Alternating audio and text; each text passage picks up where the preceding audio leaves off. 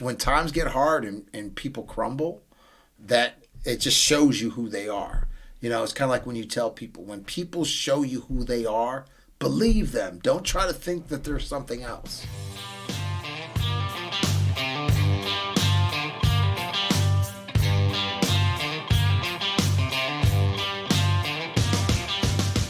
Hi, everybody. I'm Dan. And I'm Roger. Welcome back to Tracer Burnout. We've got a great guest today. Yeah. If you like the conversation that you hear, please go on your favorite social media platform, give us a subscribe, share the content, go on your favorite podcast platform or YouTube and Rumble and subscribe there as well. Yeah. Write a review if you enjoy the conversation. And now on to a man of many talents, well-traveled Army veteran, Greg Archbold.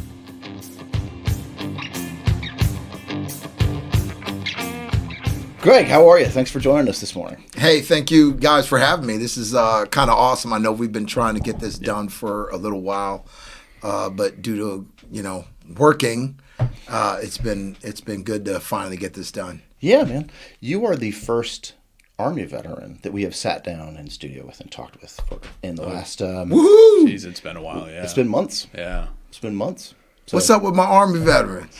We had several on in the beginning of the year, but you're the first one that we've had in quite some time. It has been a while. It's been a lot of Air Force, Navy. Yeah, this is my first in-studio podcast interview, so this is kind of exciting. We're special. Yeah, in our own special special way. All right, so we'll get started the same way we always do. Does your family have a history of service? My family does not. I would say we do have some people that have served. My uncle was in the service. My aunt was in the service, but I think, and my cousin Ricardo was in the service, but not really. I didn't, my dad served or my grandpa. My family's originally from Panama, so. Okay. But yeah, not necessarily a big thing. Not my son is in the service, so maybe I started something, and maybe my grandkids will get the urge and serve. It happens. So where'd you grow up? Oh wow, long story. I lived in the Chicago area for most of my life. We lived on the South Side, and then my dad. I can't remember why we left, but I think we left probably for better schools because the Chicago school district, for some reason, seemed to always be going on strike, it seemed, at that time. Isn't that still the case? It is, but the sad part is Chicago teachers make less than people who, drive the buses and, I can read the stuff on your wall because of teachers. We should pay them more, but that's for another time. But so we moved to a suburb called Oak Park, and I lived there from when I was younger up until my sophomore year in high school when we moved to Harrisburg, Pennsylvania. Okay. So what led you to the Army? Oh, that's a good story. So I was in a position in my life where I wasn't necessarily doing great. I wasn't. This is a familiar song. Yeah, I was not necessarily doing really well. I ended up had some struggles with addiction, and I was just not going in a good track. I finally got myself together, and I was working at a place called Strawberry Square, which is like a mall in downtown Harrisburg. And my boss at the time, what I did not know was he was a retired Army veteran. MP of all things. And for whatever reason, he just took a liking to me and was like, hey, basically, you're too smart to be doing this kind of minimum wage job for the rest of your life. What should you do? And he said, you should join the military. You ever think about it? And I said, yeah, no, I'm not sure. I said, you do know I got some stuff in my past that I don't know if the Army will take me. And then he basically convinced me, and then there was a time when I had met a senator from my state and kind of shared my story just nonchalantly, and he kind of convinced me and helped me through some of the struggles to get in. So that's kind of how I ended up in the Army basically on accident. When was this that you joined? 1990. So I just aged myself. But yeah, it was a phenomenal experience. George Bensel was the guy's name. The senator. No, the senator was Heinz, like the ketchup. But he helped me and made some calls on my behalf, and I was able to get in, and it was a great experience. And if it wasn't for good people like that, I'm not exactly sure where I'd be. Did you know, talking around, did you know what MOS or what field you wanted to get into? Well, I did actually. Yeah. My dad had us, I think they still do it for the kids, where you fill out this survey and it kind of tells you what things are good for you, Sure. what careers you should choose. And mine always normally came up with like two things, like paramedic, emergency med. I was basically going to be a first responder because all my answers ended up that way. So I thought about being an MP when I first came in the Army. However, due to circumstances, not necessarily beyond my control, but due to circumstances where I made bad decisions, MP was not an option for me. From the background check. Yeah. So which is crazy because when I got commissioned, that's the number one thing that they gave me. But we'll get to that later. So I was just trying to figure out what I was going to do, and I knew it was going to be one of those two things. And they offered medic to me, and I said, you know what, that's cool. My mom's a respiratory therapist, and I said, hey, we'll do that. And we had a couple other medical people in our family, so I said, hey, this is what I'm going to choose to do, and I loved it. Before the military, had you ever thought about being in the medical field? Yeah, I did. I kind of wanted to be an EMT. That's kind of one of the things that I thought about doing. I was in the Boy Scouts for a period of time, so when I got to do my, first aid merit badge, that was pretty cool. Learning CPR and just, how to treat people and do those things, it was very exciting. And then again, to age myself, there was a show, what was it? Emergency 911 or something, where the paramedics were like the center of the show, and I was like, those dudes are cool. I didn't like Chips as much, but I like Chips is more of a documentary. Yeah, so I really like that, and so doing the emergency medicine thing was always kind of top priority for me. And we'll always need medics. Always, because people can't walk straight and chew gum without falling and hurting themselves. So when did you head off to basic training? Oh, wow. So I joined basic right when the Gulf War was starting, which made things very, very, very interesting. So went to basic at a base that I think still exists but doesn't do the same thing. Fort Dix, New Jersey is where I went to basic. Mm-hmm. Went to basic, and then went to AIT at Fort Sam, for medical stuff. And then it was, because of the war, there was a lot of things that were a little bit different for us. So they were shipping all the MREs over to the war. So we got hot food even when we were doing our basic. Oh, that's cheating.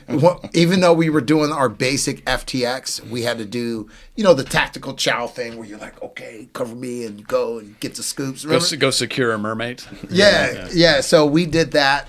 And we were we're just confused. Like this is the Army. This is going to be awesome. Hot food and blah, blah, blah. So I didn't get my first MRE until I was actually in Saudi Arabia. So basic was what it was. It was uncomfortable and it wasn't a lot of fun.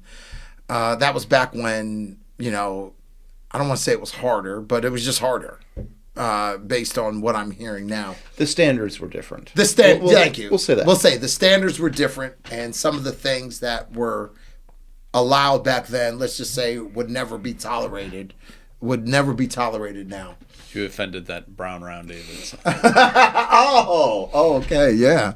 So fast forward, we go to Fort Sam for AIT, where you're going to learn your job. For anybody non-military, they teach you what you're going to do. I ended up first time in my life where I actually studied. I could never understand why my grades in high school were just horrible until I found out this concept, right? Could it be? Yeah. Could it be that if someone gives you a book and you actually open that book and read it, when the test comes, you might just know some of the answers. Wait a minute. Yeah. So that's kind of what happened to me. I discovered that if I did actually give it some effort, I would actually get some things out of it. So it became kind of exciting for me. There's an old Simpsons episode where Bart gets trapped in a classroom and he ends up studying, and then he aces the test and he's talking to his parents. He's like, "Man, the answers were already in my brain. It was like a different kind of cheating." That's a good one. So, we're going through AIT, and, the war is kicking off and all these things. And then one day, towards the end of class, we get all called down. By the way, I have my orders, and I am scheduled to go to Korea, right? The next day, or maybe the day after, I was supposed to get fitted for like hospital whites and all this and that. And I was like, man, this is going to be awesome. Like walking in the hospital, everything's going to be great. And then we get hey, everybody downstairs, like out of the blue. This wasn't like a scheduled formation. So we're like, what's going on? So they said, come as you are. So people are in all sorts of different attire. And then the one drill sergeant gets up and says, hey, we got some good news and we got some bad news. And I was like, well, everybody's like, well, what's the good news? The good news is you guys are going to graduate early. Everybody erupts. Oh, everyone's awesome. Everyone's super excited. I think I see where this is going. Everyone is stoked.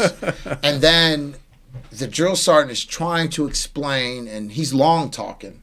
Senior drill comes up and basically whispers something in his ear. He moves out the way. He said, look, bottom line is this. Some of y'all joined for the college money. Some of y'all joined for a whole lot of things. But right now our country is at war, and you have been called. So when I call your name, step out over here to the right.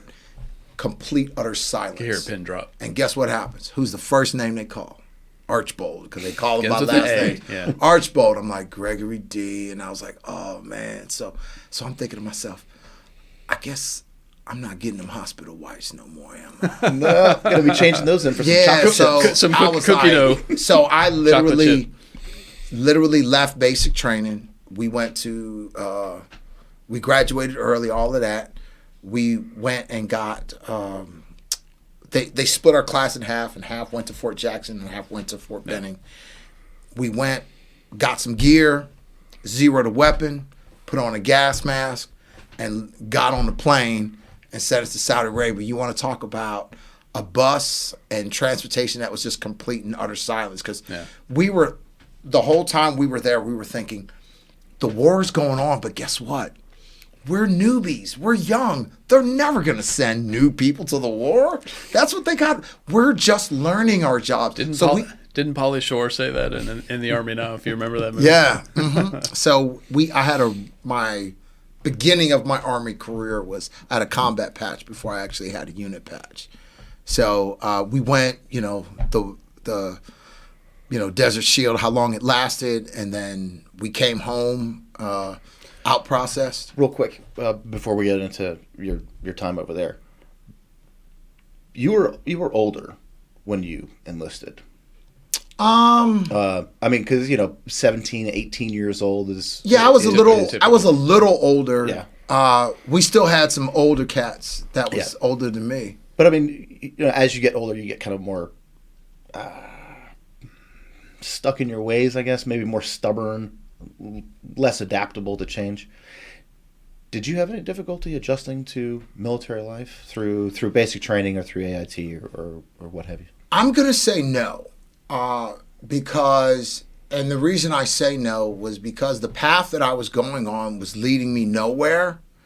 Anybody anybody else's path that was going to lead me in a better direction, I was all for it. So if they said I didn't want, I knew what life was going to bring me if I kept going the way that I was going. Yeah. So when it was, hey, it's time to do this, or let's do this, or I was like, right, roger that. I was moving out. Yeah. So I think that's why the transition for me, but there was a lot of people who were like, man, my mama don't yell at me like this, and blah, blah, blah, blah, all the stuff that, those people, you just kind of stay away from those guys because it's not a good mindset. Because this is your pathway to a better life, and you don't want anybody else 100% to sully that. 100%. So that's when I did. It was a good transition for me, and I think my purpose allowed me to really not question what they were doing. I didn't like what they were doing, but I knew that my other options weren't great. Me doing it my way got me into trouble, so I'm going to at least try it somebody else's way. Yeah. Okay.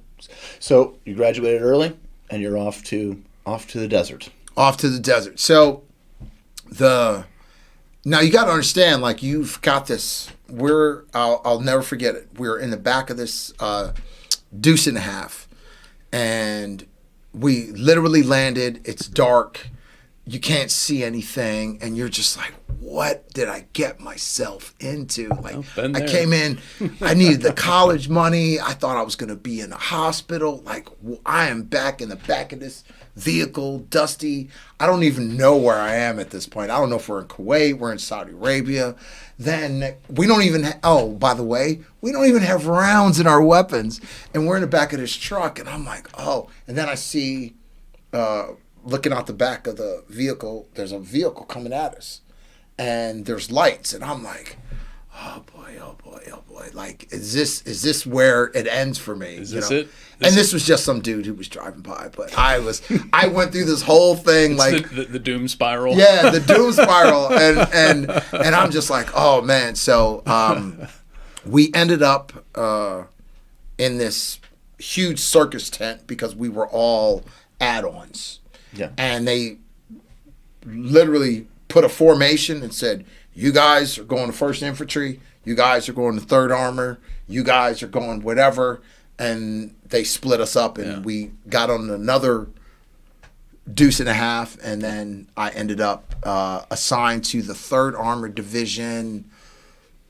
What was it, 122? Is that Hell on Wheels?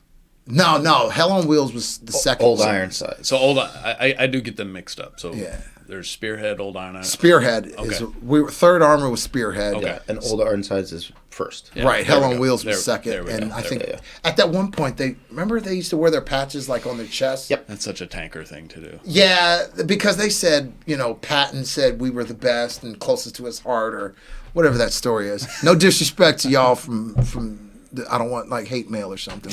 Tankers, we for the most part love you. Yeah, for the most part. But so, and then I ended up working with the main support battalion, and my driving lesson for my first FLA, Army ambulance for those who don't know, I was like, all these things are happening really, really, really quickly. I don't know how to drive, and my first sergeant could see he was like, you're driving that vehicle. And I'm like, I think then it hit him like, wait a minute, this guy doesn't know how to drive an FLA, does he? There's no time. And he said, no time like the president. He said, hey, high speed, come here. He said, turn that knob, right? There's going to be an orange light. Mm-hmm. When that orange light goes out, crank it to start and drive it like a vehicle. What are your questions? It's like, no, first sergeant, good. And that was literally my driver's thing. Yeah. Oh, and then he realized that I still had no rank on my collar. So he says, hold on 1 second. So he comes back probably 10 minutes later, and he's got one mosquito wing. And he literally pins it on me, says, you can't go off to war with no rank on your collar. And he gave me one, not two. He gave me one. And I'm thinking, and I was in the vehicle with Escal, and I was like, and I love talking, but I was probably the quietest I've ever been in yeah. my entire life. I'm like, oh my God, this is not going to be good. Well, at least we got rounds at this point, but we're driving, and I'm just like, oh man, it's dark, and we didn't do any of that because all the tools were being sent forward. Yeah. So we didn't get drivers training in AIT, or Right. we didn't have an opportunity. So my first driving in a vehicle was In a combat zone. in a combat zone, getting ready to follow the fight. So it was. So it you was guys, interesting. you guys were in Saudi. Yes. At this Yes. point. Uh-huh. Yeah, okay. Uh-huh. And then we're driving. Well, you and- didn't miss the invasion then. You're good. Yeah. It was. God, I haven't thought about this in a long time. It was interesting because of all the things that you just. How do you adjust to circumstances beyond your control? The serenity prayer. Right? Yes. God grant me the serenity to accept the things I cannot change. There was nothing I could do about it at that point. So I said, you know what? We're just gonna keep going, and back then, I'm a E2 private, but this specialist is all knowing and all being and just giving me all this stuff. And I was lucky enough that I had good people. Yeah. My Army career really started with good leadership. So I'm hugely thankful for all those people during those early days. That was your introduction to the E4 Mafia. Yes. But they were just phenomenal. I mean, like when you were like almost sad, they just, just like things that were just made you feel part of the team. And that was just great. And so I think that's what some of those early days really made me think, you know what, I think I might do this for a while. And I had like some great mentorship, and, when things got bad, and we didn't really see, from my standpoint, I didn't really see, any tanks blow up or anything like that. It was like we were, what do they call it? The field trans, I guess. So we were kind of far back. So I don't have any, I don't want to say cool stories, but nothing crazy happened. We drove around, ended up going to a POW camp, of all things, which that was probably. Well, we had lots of them. We had lots of them. Yes, we did. And it was, that was probably one of the most interesting aspects of that deployment, because I ended up staying with them. And they weren't really built up. It was like 2 tents, some concertina wire, and, how we segregate, officers enlisted and the ones we couldn't figure out yet. And that was pretty it. It wasn't like a building like, how we have now, where it was just. It's the desert. Yeah, it was the desert. So we stopped up, and it was, hey, we need a medic to go here and treat. And I probably worked 14, 15 hours a day because they just kept coming, and they kept coming, and they kept coming, and they kept coming. A lot of those conscripts wanted nothing to do with. No, they were like, yo. Yeah. And they're feeding us? Yeah, and you have to imagine a lot of the older ones, Iraqi army guys, had survived the Iran-Iraq war, and had seen some of the worst of the worst. And they were like, the Americans are here? Yeah. We saw everyone from teenagers to senior citizens. And I was like, what are y'all doing here? Yeah. Like, I'm looking at this. There was a couple guys that were visibly old. And I was like, what are y'all doing? But that was what happened. That's how conscription works. I was like, wow. Like, but, here I am, I was working as a security guard in the mall, and here I am out here in the middle of the desert. So I went from seeing a lot of things that I didn't expect to see. What was, if you can remember, what was the most common thing that you were treating the POWs for? Gunshot wounds. I would say our marksmanship stuff works. Because I was on I know that's probably not appropriate, but our marksmanship training does work. That a lot of what I would call old wounds too. A lot of old wounds where they had a cut or they got hurt doing something and they just never treated it. Infections. Yeah, infections, a lot of that. Breaks that didn't heal right. Right. Kind of things. A lot of they were just excited to have medical care. So like they were telling us all sorts of stuff. And I'm private. I'm just going to do, what they're telling me. And then it got to the point where life-saving stuff, all the other stuff is just going to have to wait. Yeah. Because there was just too many people to spend that much time. And then after initial screening, we would have to go back and I would have to change dressings and do that stuff. So, but those were, generally speaking, I would say gunshot wounds and old, kind of old chronic problems. Yeah, chronic, a lot of infection stuff from old cuts and wounds and people who had broken stuff. Like, dude, why is your wrist like that? Oh, like got broke. I was like, why did I fell when I was 7 and now I'm 40. Now it's not in the same position. Yeah. All right. So how long were you doing that for? Oh, I did that for pretty much until the war was over. And then we went back to, I guess, I'm gonna call it the FOB for lack of better reasons. But I think what it was literally this old parking lot that we just set up tents and just kind of made home for the next several months. And there was at that time, there was a lot of spades going on, not a whole lot of work. Few details here and there. People need medics here and there, but there was nothing really serious going on at that point. We were really just waiting for everybody to start going home.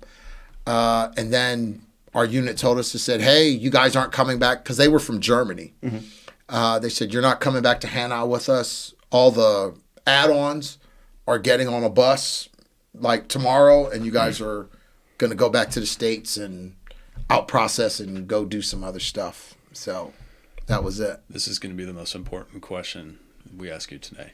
Okay. When you play spades, do you play with or without jokers? Your answer is going to determine how this goes. I play with jokers. You don't play with jokers, I don't. do you? Oh, man. Why not? It adds too many additional spades. It's inflation. It's spade inflation. There's another one. There's another card that sometimes people use. Sometimes people play deuce high. Yes. Which is weird. Joker, deuce. Yes. Yeah. It's unacceptable. It's un-American. Oh, my goodness. Right. Well, anyway. Dan, bring us back, Dan. You shipped back with all the other add-ons, which would probably be a lot of the reservists and National Guard guys that got called. A lot of AIT people. Yeah. So you got sent back with them. Mm-hmm. But you had just left. So your enlistment's nowhere near over. No way. It was right. It was literally all of this happened within the year, my first really year and a half of being in the Army. So I linked up back with a bunch of add-ons who they were my friends from AIT who got sent to other units. Yeah. There were a few that were in Third Army with me that I knew from AIT. We were different platoons, but we saw each other. We ended up going to Fort Jackson to out-process and get orders. So we got orders. I got orders for Fort Benning, Georgia. They gave us some gear, did some stuff, gave us some leave. We did leave, all that kind of stuff. And then I shipped off and showed up to Fort Benning, Georgia, the 690th Ambulance Company, which was, well, now the post is drastically different, but I was like right across the street from the Ranger Regiment. Mm-hmm. So we were like our backyard, I guess, was like Harmony Church. No. 75th. It's main post. Regiment was on main post. You're right. I think, what was it, like Third ID or whatever was way out there. Kelly Hill. Third ID was on Kelly Hill. Yeah. Mm-hmm. Mm-hmm. So we went. So I ended up going there, and that was really where I started saying, okay, I'm going to see how this thing is going to work. It was, it was kind of cool to, had come in the Army and had seen combat, I guess, especially when you were an E2 private, and like when I put on my Class A's, like I had like awards, which was rare back then because people would look at me like I was a PX Ranger, and again until they asked and said, hey, like what happened? I said, oh well, I went and blah blah blah blah, those kinds of things. So I show up at Fort Benning, and I think one of the better situations and leaders that I ever ran into was Staff Sergeant Geraldine Ronan. And I'm using her name because she was just a phenomenal person. We show up, and there were two other guys who I knew from AIT, and then there was a couple other people I didn't know that all showed up to the unit at the same time. And we're kind of standing in the entrance of the building by the day room because the orderly room was a little bit down the hallway and just not enough space. So they kind of told us to stand over there. And then this one NCO comes in and was like, what are all these new people doing here? I don't have time to deal with them. And I was like, I hope I don't go wherever she's going. Because this NCO came in and she just seemed like she was having a bad day. And she was going to make your bad day a bad year if you had to work for her. So, again, one of the better things about being in the Army is they do everything alphabetically. So when they called first guy up, Archbold. So I'm like, oh. And again, I'm thinking to myself, please don't let me go to her section. Give you your orders, this, that, and the other thing. And my loudmouth NCO comes in, and they're talking, and then she walks in the back with the orderly room NCO and some other people. And then this short, kind of quiet Sergeant Ronan kind of comes in the room. She doesn't say nothing. She walks in the back, and they're all talking. And then she comes out, and she's looking dead at me. And I'm like, uh-oh. Like, is this good or bad? And she was like, hey, high speed, grab your stuff, you're coming with me. And I was like, yes. I felt like I just hit the jackpot because I knew I did not want to work with this person. And she took good care of me, started me out with, hey, like from the time I was a E2 private, she was like, hey, these are the things you need to do to get promoted so you can make sergeant. And I'm going to guide you basically in this path. And she, correspondence courses, physical, just like she made sure that all of us, we were the best privates in the company. And it wasn't because we were that great. It was just like her leadership. Her leadership was just phenomenal. So, she got us into airborne school because obviously it was there on post. She made sure that we were taking college courses. We signed up for college classes at night. All the things that, when you're a young soldier, but I didn't realize how different I was until, we were getting promoted and we're doing all these things. And guys who I came with, they were nowhere near where we were. Yeah. Especially that early in your career, too. It's not even necessarily the things that you're doing to be successful. Sometimes just as important are the things that you're not doing. Oh, yeah.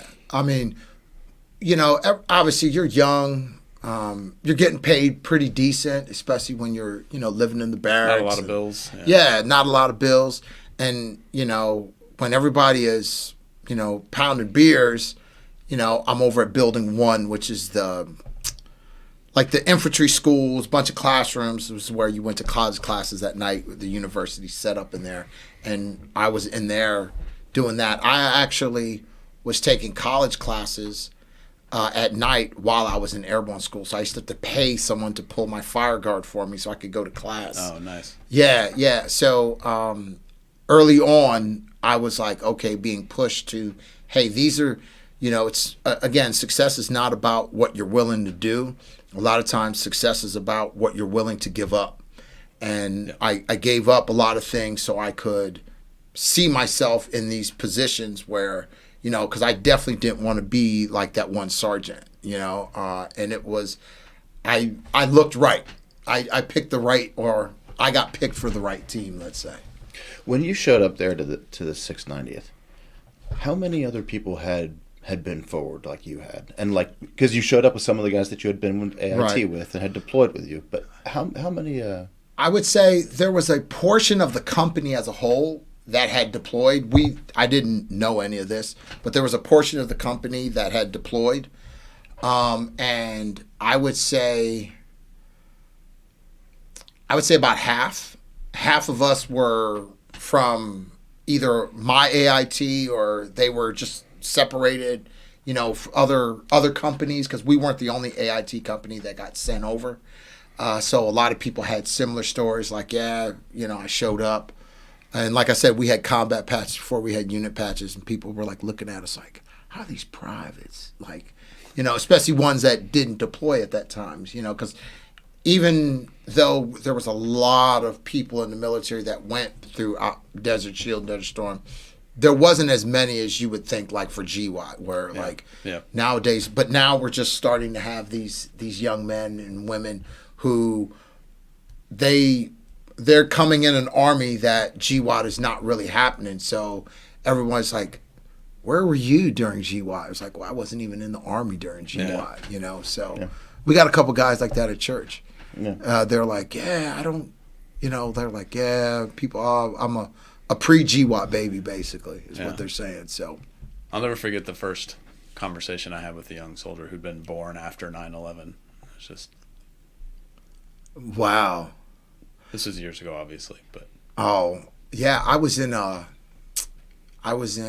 Guantanamo Bay, and I was at the time I was in charge of security for the commissions, and you're looking at people's passports, checking IDs, because I was in charge of security. Basically, picture going into a courthouse and you're just checking IDs, and sure enough, this one kid had a passport, and his birthday was September 12th. And I was just like, wow. So, like, you didn't ever really know your father. Like, all you know was, obviously stories that the families told. So it kind of hit me during that time frame, about how old you are and how many things you've been through at that point. Yeah. But so after, I learned a lot during those early 690th days. And then, I was a 5-jump chump, but, like if you were on Fort Benning, it was very easy to get into airborne school. It wasn't super difficult because, there's always people that cancel. There's always something. So have your physical ready. Just have your physical ready and go. And plus, one of our jobs at the 690th was we provided medical support for the entire base for all the trainings that went on, from airborne school, IOBC. There's a lot, different stuff. So it wasn't a hard job. It was you stayed busy, and we kind of just learned a lot of things. But it was like I was trying to do something else. And I was like, man, I want to go to the 82nd, or I want to go somewhere. And at the time, the coveted unit outside of the regiment was either going to how can you be on jump status and be in a really cool spot? So I was like, man, I would love to go to Vicenza. And I ended up somehow lucky. I got orders to go to Vicenza. So I was going to be on jump status, which was a dream. And I was going to be in Europe. Like, what is there not to like about Did Sergeant Ronan help make that happen? Oh, 100%. Yeah. 100%. Because it was me, this other guy, Weathersby, he probably retired now too. But me and Weathersby, what I would say, I don't want to say we're the golden privates, but we were pretty solid. And she always took care of us. And, people are like, oh, she's y'all her favorite. Well, we're her favorite. People forget, like, we're going to school at night. All those correspondence courses that she was telling us to do. And I didn't always listen to her, right? So here's a good story. she would make us do these correspondence courses. You know, remember the Scantron sheets you had to mail in and stuff. So we did that, and we were supposed to turn in like 2 books every Friday, and that was like an inspectable item. And for whatever reason, I decided I was going to challenge her authority, and I was just not going to do it. And then she was like, "Okay, no problem. Well, you're going to do them right now." And I was like, "Well, what do you mean?" And she released everybody. And here I am, and I ended up sitting there for hours, and she made me do what the standard was before I could go home. And and she stayed. It wasn't like she said, "Do this," and then turn it in on Monday. It was, she stayed with me and literally sat at her desk doing whatever she was doing, and just, I sat there and I had to do this. And this took hours. This isn't like 10 minutes. So it took hours. And so when I was finally done, I was angry, but obviously I can't show that anger because then I'm just going to get myself in more trouble. And then she reaches down, pulls out my file, and I'm a PFC at this time. So promotion points aren't really a thing, right? But she said, "I want to show you something." And she showed me the Army Times where the promotion point scores were. Mm-hmm. And she said, "This is what it takes you to make E5. These are the points that you have right now based on all the things that I'm having you do. I'm not doing this to hurt you. I'm doing this to help you." And I probably came close to dropping tears because I felt like didn't feel great. Yeah. Because here's this person who's trying to take care of me. I didn't understand what all this was about, but I saw very quickly that she was really trying to set me up for success and all those things. So let's just say there was never a time after that my stuff wasn't done until I was maxed out. Yeah. How long was your original enlistment? My original enlistment was 4 years. And the plan was do my 4 years, get my college money, Famous last words. And go be a frat boy. That was gonna be it. And obviously I realized that the soldier thing, I liked it and I was pretty good at it. So, 33 years later, I was like, what happened? That first re-enlistment, which I imagine was still while you were there at Benning. Yeah, I had to re-enlist so I could to go to Vincenzo. Yes. Yeah. Mm-hmm. That first re-enlistment, how hard of a decision was that for you? Oh, it wasn't even. There was like, I'm being offered 2 great things. I get to jump out of airplanes, and I'm going to Italy. Like, it wasn't even there was never a. I was married. I was with my ex-wife at the time, and I don't think there was ever even between both of us that was like, well, maybe we should think about. No, it was. We're doing this. Oh, we're doing this. This is an opportunity, of a lifetime. Yeah. So we decided, but yeah. So for me, some people say, "Well, I was struggling with re-enlisting." Blah blah blah. I didn't start struggling or thinking about those things until I was starting to think about retirement. Yeah. Like, okay, when is the right time to retire? But my re-enlistments, there was never a time where I needed to question, was I going to do this? Because at this point, I felt like I was committed, and the worst part was I was having a good time. Yeah. I was having a good time. So yeah. I just figured, hey, I'm going to stay in the Army, and as long as I'm having fun, I'm going to stay. So when did you arrive in Vincenzo? You could say I'm one of those people who you can either call it good luck or you can call it bad luck, right? So I arrived in Vicenza, and it was awesome. There was we had a lot of guys that came from regiment. Like, we just had really, really, really good leadership, really good people. And I just couldn't have asked for a better unit. I'm there for a little while, and I somehow become the scout medic because Sergeant Tony T. Mendoza, for whatever reason, liked me and he wanted me to come be their medic. But he was like, you can't be a scout medic without no Ranger tab. So he was big on trying to get all the infantry guys because, we're overseas, so how do we do this? And blah, blah, blah. Yeah, it's a big muscle movement, dude. It was. Yeah. It was huge. So I ended up, they were going to run the very first pre-Ranger program there. And I was like, okay, cool. But at this point, I did skip a piece of the story. While I was at Fort Benning, I went to Ranger School and didn't make it. And again, because Ranger School's like there, we did medical support for them. It wasn't necessarily that difficult. And I went through pre-Ranger with 75th just because I had known a bunch of, and my squad leader knew some people and blah, blah, blah. So I went, did make it, and it was a very, it was hard for me because it was really the first time in the Army that I had, bottom line, failed.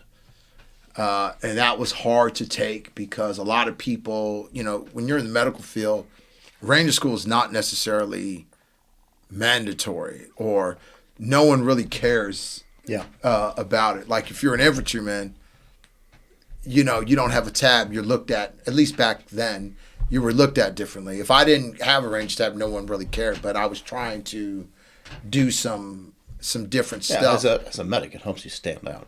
It did, and it also gives you, in my opinion, it gave you a little bit of credibility when it was time to make decisions in the field. You just were looked at differently. So I had already kind of knew what Ranger School was like, but going back to Ranger School, I didn't think would ever happen. But I told myself if I had ever put myself in a position, I would go.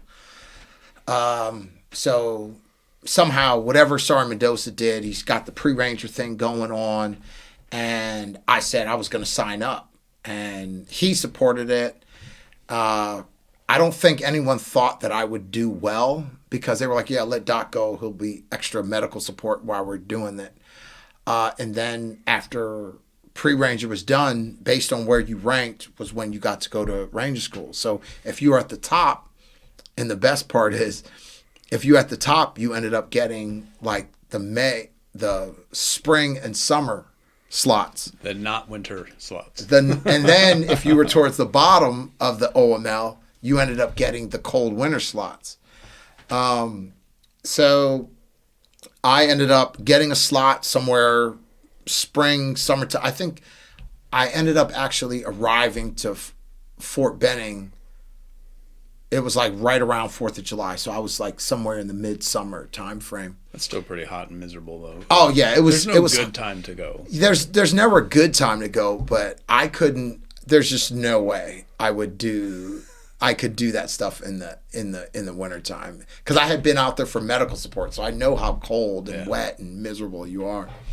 So, but they didn't want to let me, my unit didn't want to let me go because they were like, well, this is for the infantry guys. And if we have some extra slots, and I was like, wait a minute. So I ended up using the open door policy and talking with my battalion commander and had support from, everybody in my unit.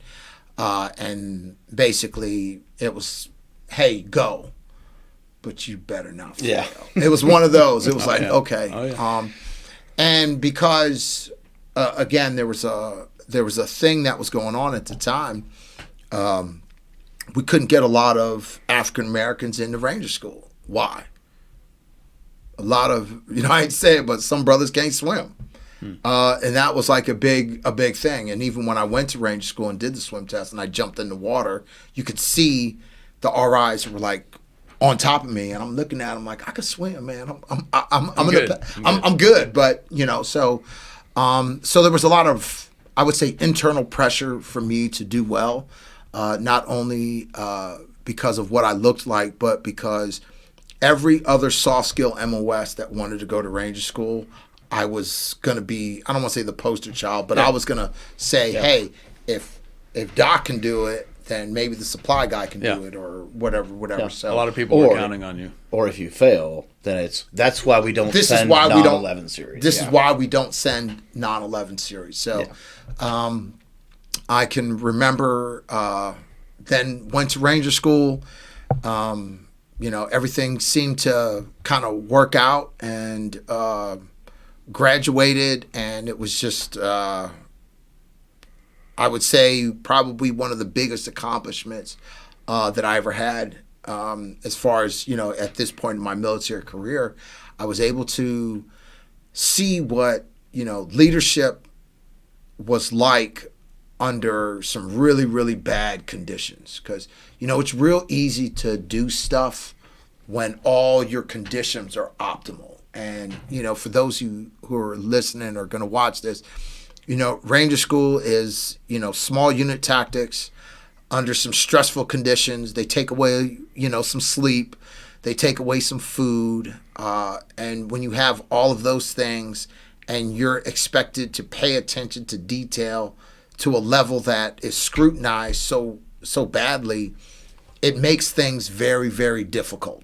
Yeah. And so that's where I learned really firsthand that, people say, well, does Ranger School make you a better medic? I said, no, I think Ranger School made me a better leader. Yeah, it's a leadership school. Yeah, it's a leadership school. It has nothing to do with that. And how do you not only accomplish missions, but how do you motivate people to want to do that when they're just because when you're getting graded, your sense of awareness is peaked.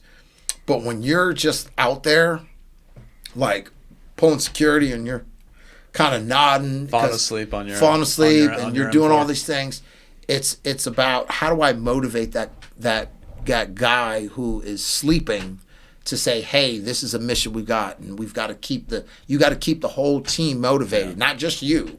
Mm-hmm. And there was just so many things that could go wrong. So it really taught me, like, hey, the test of real leadership is not when conditions are ideal, but when conditions are its worst. When you're cold, tired, wet, and hungry. Yeah.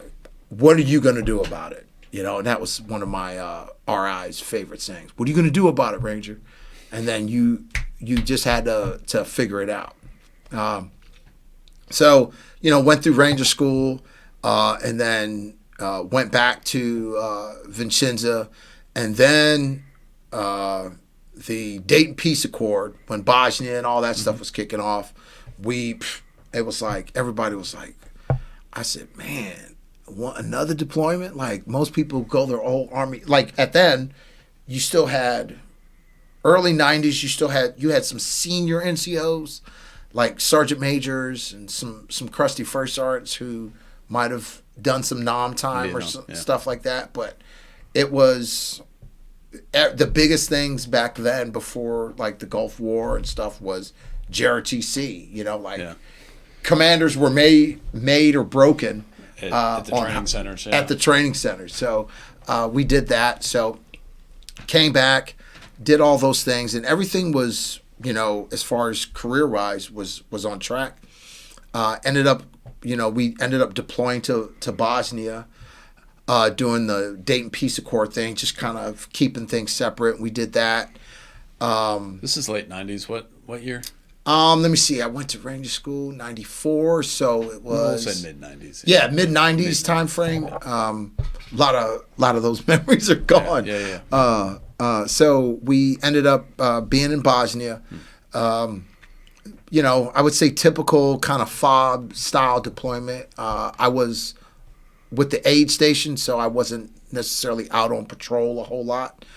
But some folks. It was okay. It wasn't nothing crazy happened. The interesting thing was when it was time for us to leave, we flew in because Bosnia and Italy, we weren't that far apart when it came to flights. But when it came back, we had to drive. They built this. It was the first time since I think like World War II that they built this. I'm going to call it water bridge. Excuse me, engineers, because I'm probably messing this up. But they built a bridge that we had to drive across the Sava River. it was like this huge thing back in the day. But I guess from Army history perspective, it was the first time a bridge like that was like built in combat. Wet crossing. Yeah, whatever. Wet so gap crossing. yeah, so we ended up driving over that thing, which, you know, there was always news cameras. It was like a big deal. We were just Geraldo was there. darn near close. So we were just super excited to be going home. And however we were going to get home, it didn't matter. So we ended up driving. We had to drive the vehicle somewhere, and then we got on planes. But because we were leaving a lot of equipment for other people. So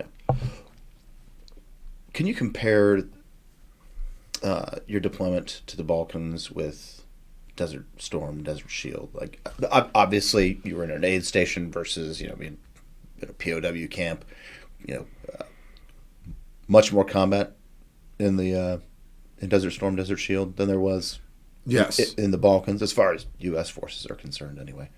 But what are some other things that were different from you as specialist, Archbold, medic? Like, what were some things? I would say the thing that was different was probably me. I would consider myself, and I hate using the word luck because I define luck as the hard work that other people don't see. But I was very lucky that I had good leadership that kind of guided us because, you know, I don't care how long you're gone. Like when you're away from your family and things, you miss that. But I think the thing that was different was how I looked at the adversity and the things that we went through on that deployment. And again, I don't want to paint a picture like, you know, we were in ticks every day. But we were still, you know, treating people and, you know, especially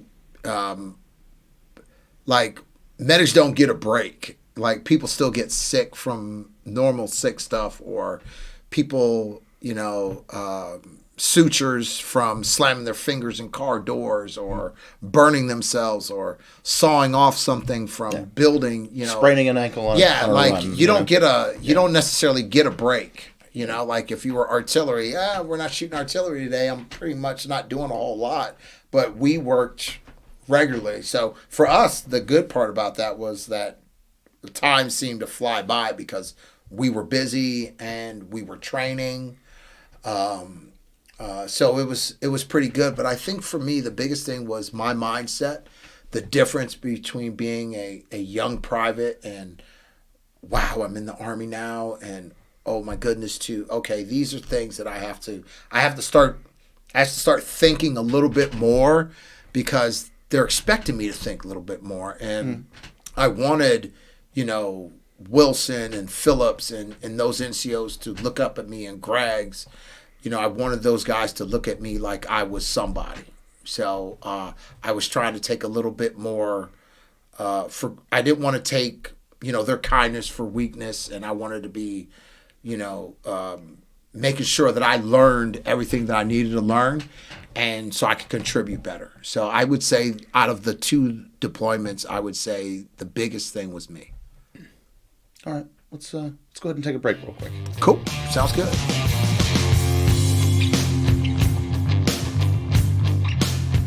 So you guys are returning as conquering heroes, but this time across the land, because you have to cross the Sava River on, you know, some big media hoopla. But you guys get back to Vincenza. All right, so we get back to Vincenza, and everything is really going in my way because we are back maybe several weeks, and the promotion list comes out, and I find out that I'm going to make sergeant. And I'm like when I say it was a surprise, it wasn't, because we were coming back, and, you know, things are going, and we are in battalion formation, and the sergeant major literally just starts calling off names. Hey, we got a bunch of people that made the E5 list, and he calls them out to run up, and they call my name, and me being the person who I am, I'm kind of talking to my buddy on the side, and next thing you know, I get this crazy look from my squad leader, like, "Hey, get up there!" And I was like, "Me?" And I was like, "Oh my God, I'm 85!" So I was super excited, and obviously I got promoted, and I was just as happy could be, and shortly, so now we're back. And things are just moving forward. I had an opportunity. They sent the Jumpmaster team over to Vicenza to do, I guess what they call it, an MTT. MTT. An MTT for Jumpmaster school. And real quick before we get into Jumpmaster, I'm not sure how it works anymore, but points. We mentioned it briefly when you were talking about the correspondence courses and the college courses that your squad leader had you doing. And going to schools and all those things help. And you used to open up the Army Times, every month to constantly check to see if where points were at and if you were making it. Were you like first time go, no issues with points because you had been set up for success? Did you have when the list came out? Did you have to work a little bit harder? No, I was minus civilian education at the time. I was probably maxed out on everything else. Again, because of correspondence courses. Because of correspondence courses, I had at the time Airborne and Ranger. I had all of that stuff. I had Ranger, EF&B. I had all those things. So I had a lot of points. And for one time, when I went, it was like 798 was like the max. And it had been 798. So some dudes were checking like consistently. And I just was like, whatever. Like when it happens, it happens. So that's why when Sergeant Major was talking and my name was called, I wasn't necessarily expecting it because the points had dropped. So it had dropped enough that I made it by like 1 or 2 points. Oh, wow. So, yeah, but it didn't drop a whole lot. I think I got maybe 715. It was still in the 700s. So not many people got promoted. Yeah.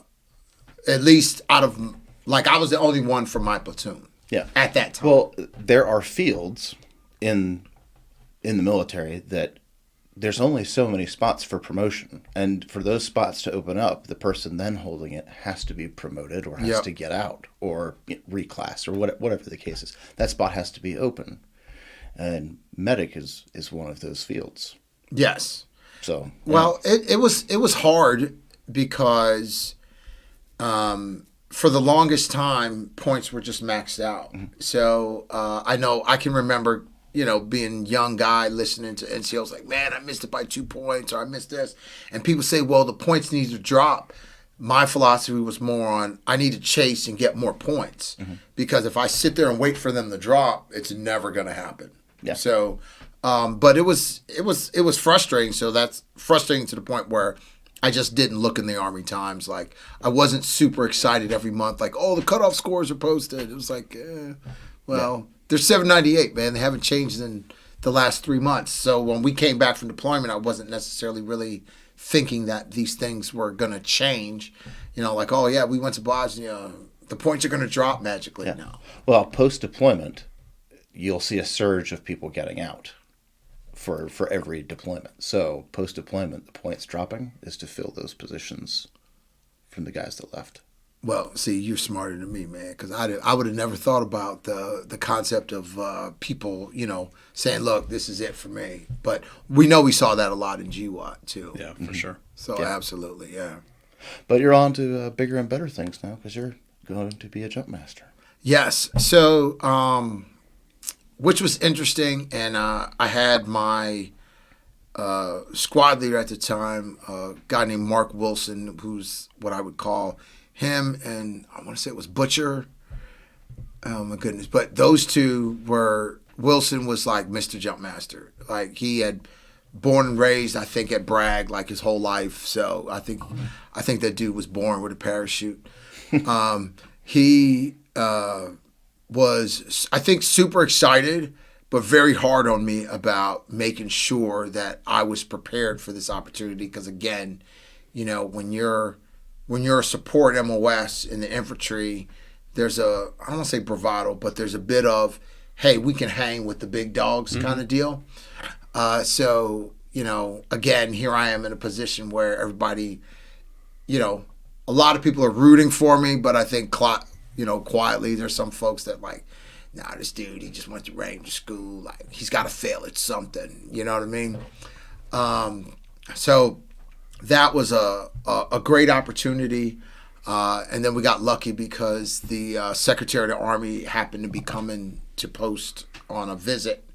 And they were like, oh, what a better thing to do is have him do the graduation ceremony for the jump master class. And I it was was only only going like, to say you had to JMPI the Secretary of the Army. No pressure. no, man, I don't know how those Golden Knight dudes, like remember when George Sr. was always tandem with the I was like, dude, I would not want that responsibility. I would not want that responsibility. Some poor young NCO had to live with that. Yeah. Yeah, like, you killed George W. Like, how do you do that? So we went through, obviously, that happened, and fast forward, next thing you know, I'm ready to. It's time for me to PCS at this point. Phenomenal unit. Met some great people. I would say out of all the units I've been in, I stay in touch more with people from that unit. My first unit as an officer, and my days when I spent in SOF, I would say those 3 units. So leaving was hard. Because it wasn't one of those like, I'm super excited to be leaving, this is awesome. I was sad to leave because of just the camaraderie and the fellowship and just the things that we had done. But it is what it is. Did you try to stay? Everyone tried to stay. Like Sergeant Major said, like, hey, everyone tries to put in for that. But also at the time, my son was struggling with asthma, and it was kind of one of those things where I needed, because I had to send them back to the States because the medical care just wasn't great. One of the things that, I don't know if it's still on there, but what's it called? If you have a child with special needs. EFMP. EFMP, right? So one of the things that happened in Vicenza, because you're not allowed to go there if you have asthma or breathing difficulties. And people say, well, why? Because Vicenza really sits in a valley and the jet stream is not good. So like, it's really bad for like hay fever, asthma, and stuff like that. So this is before they were starting to really realize this. So I was able to send my ex-wife and my son back to the States, and which I thought I was going to end up going with them, but they made me stay, the deployment and all of that. So I ended up sending them back. So there was a piece of me, I was sad to leave, but it was time. I needed to go back and, be dad and do all those things. And, you leave in Vicenza, 90% of the people leave and end up right here at Fort Bragg. And I went to, got assigned to the 82nd, and I was still working on I had a situation before we left. I was the AJ on assistant jump master on a jump, and I had a entanglement, leg got caught up in the parachute. So I was trying to get the twists out, but I was upside down, and my leg the risers were wrapped around my leg. So I was trying to swing my body and blah, blah, blah. So I finally got the twists out. When that last riser hit, it was like snap in my knee and the ACL. and then I still have to land. It was a very, very, very uncomfortable landing. That's one word for it. Oh man, it was painful, and I'll never forget because Big Jim, the primary jump master, I think he saw everything, and like there's nothing he can do. He's coming down, and he can't help me. Mm-hmm. But as soon as he hit the ground, he came like he was the first person I saw. So long story short, I ended up with some knee injury, so I was off of jump status for a while. So even when I came to Fort Bragg, I was not cleared to go back onto status. Fast forward a bit, I want to say it was General Kellogg, who was the division commander at the time, and basically said, hey, look, this is the 82nd Airborne Division, not the, like, if you're not jumping, you got to go. I've heard it all, yep. Right, so, and again, I'm young soldier, I don't know, there was probably a lot of other reasons why, but basically that was the reason I got. So I got transferred from the 82nd, and I ended up going to 44th Med Brigade, like what we call the other side of post, because other side of Bragg Boulevard. Yeah, the other side, like of Bragg Boulevard, because there's like, what's over there? There's like nobody over there. There be dragons. Yeah, so I had not. It was a different. It was just a different vibe and a different culture over there. I was used to being around infantry, so let's just say my language was atrocious, salty, and I had to fix myself a lot and learn some things. But it was a good time. That was the unit that I met my current wife, so there were good things to that. She was actually the orderly room NCO. So like when you tell civilians like I ended up marrying my HR person, they go like, how did you get in trouble? So that's kind of my wife and I's little inside joke there. So I ended up going there, and that was a pretty good time there. I learned a lot about a little bit more of Army medicine because this was a combat support hospital. So just picture the TV show MASH. So you've got like surgical techs, you've got all these people, and it's just like, wow. And it's not an infantry platoon. Not at all. Yeah. And there was so much equipment.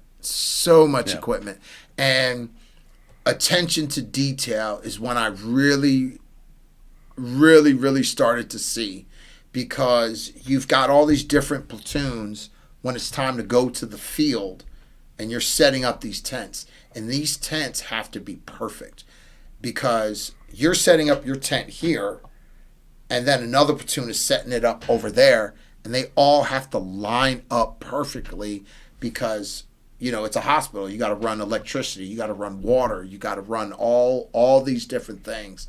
And there was these people who were just really good at this.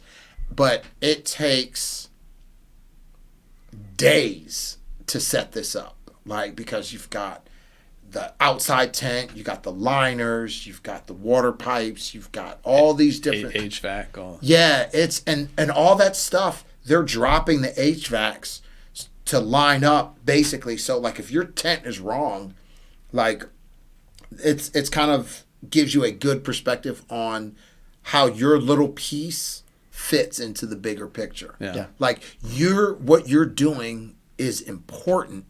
You just don't see it when you're out there sweating your what's off in the hot sun, setting up temper and setting up these tents. So I learned that pretty quickly, and why, when I was in the 82nd, you had, X amount of med supplies, because it's going to take that hospital 72 hours to more to set up and be ready to receive patients. So that's kind of the gist of what was going on there.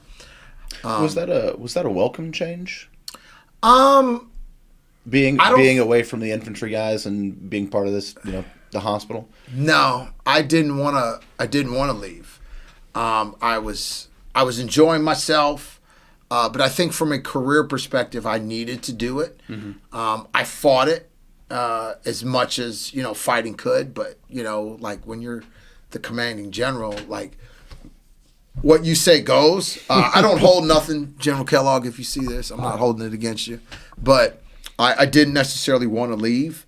But I think it was good that I did leave. And then when I started to kind of learn some things while I was there in the 28th Cash, it made me, I think, a better medic as far as, because I was starting to, I made E6 at this point, and I was looking to make E7. So I was going to start doing more than just hands-on stuff. I was going to have to start doing some planning. So I needed to kind of understand some things.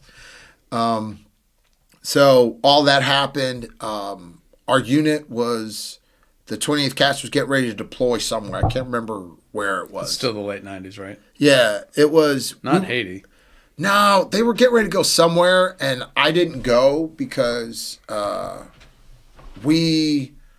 didn't go because I was getting ready to PCS, and at that time it just happened. So we ended up leaving, and I ended up going to my first hospital, and that was a night and day kind of operation, because I had been technically in field units. I was in the 82nd. When I was in the 690th, you could call that a field unit because we stayed in the field with the infantry all the time.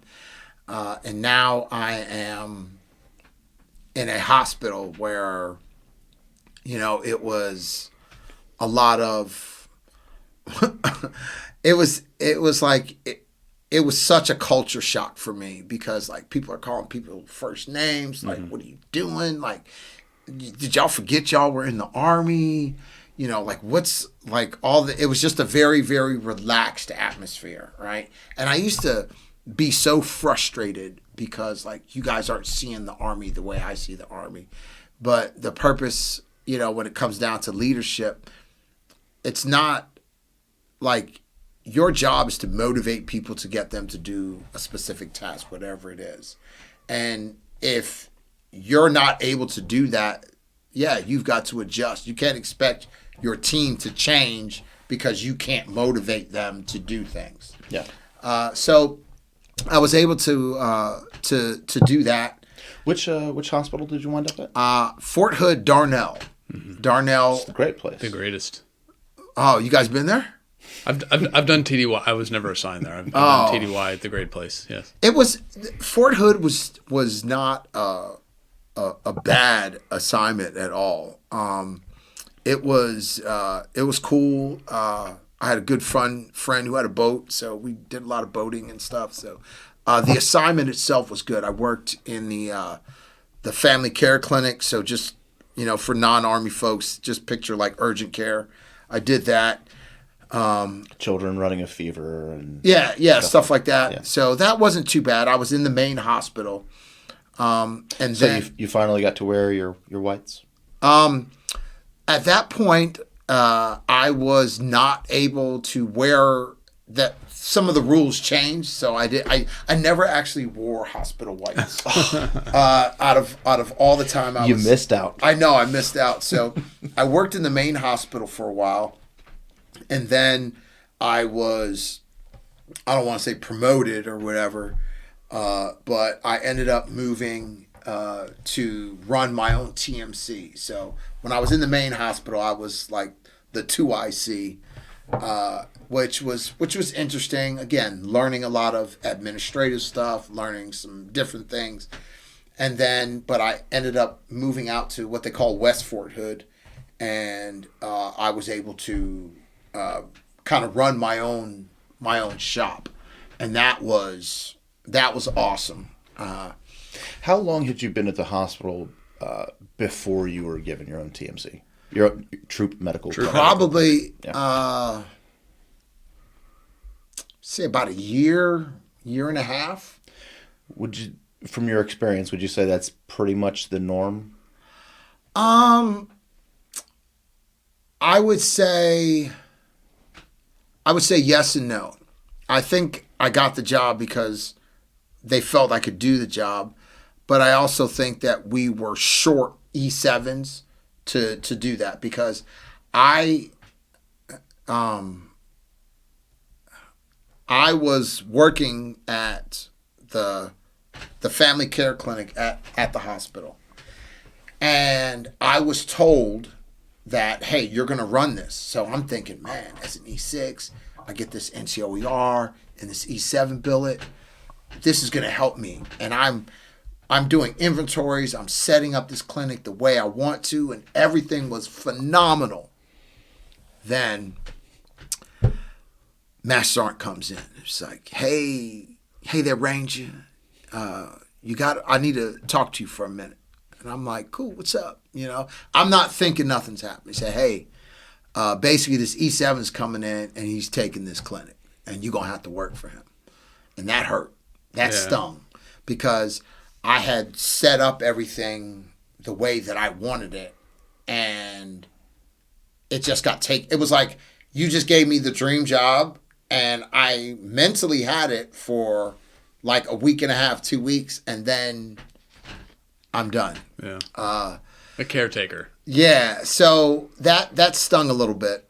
And then I had to work for this guy. And I'm not saying we didn't get along. It was just, I think I couldn't get rid of, this should be my job. Yeah. And I've got to be the good soldier and support you and help you be successful. But I really don't want to do that. And that's, It's humbling. Very humbling. Very humbling. And then I found out that I did make E7 that year. So that just, it was just like I kept getting one gut punch after the other. So some things happened, West Fort Hood, boom. So the opportunity comes and I move out there.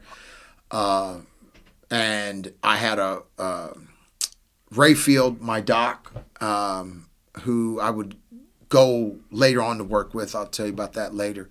But I was able to get out there and work this, and we had to build, like we were building and fixing some things. And one of the interesting stories about the TMC at the time was we had, I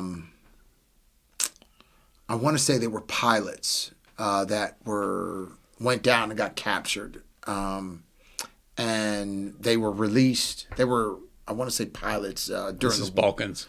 No. This is like beginning. I want to say beginning of. Are we in the GWAT now? Yeah, I think we're. It was.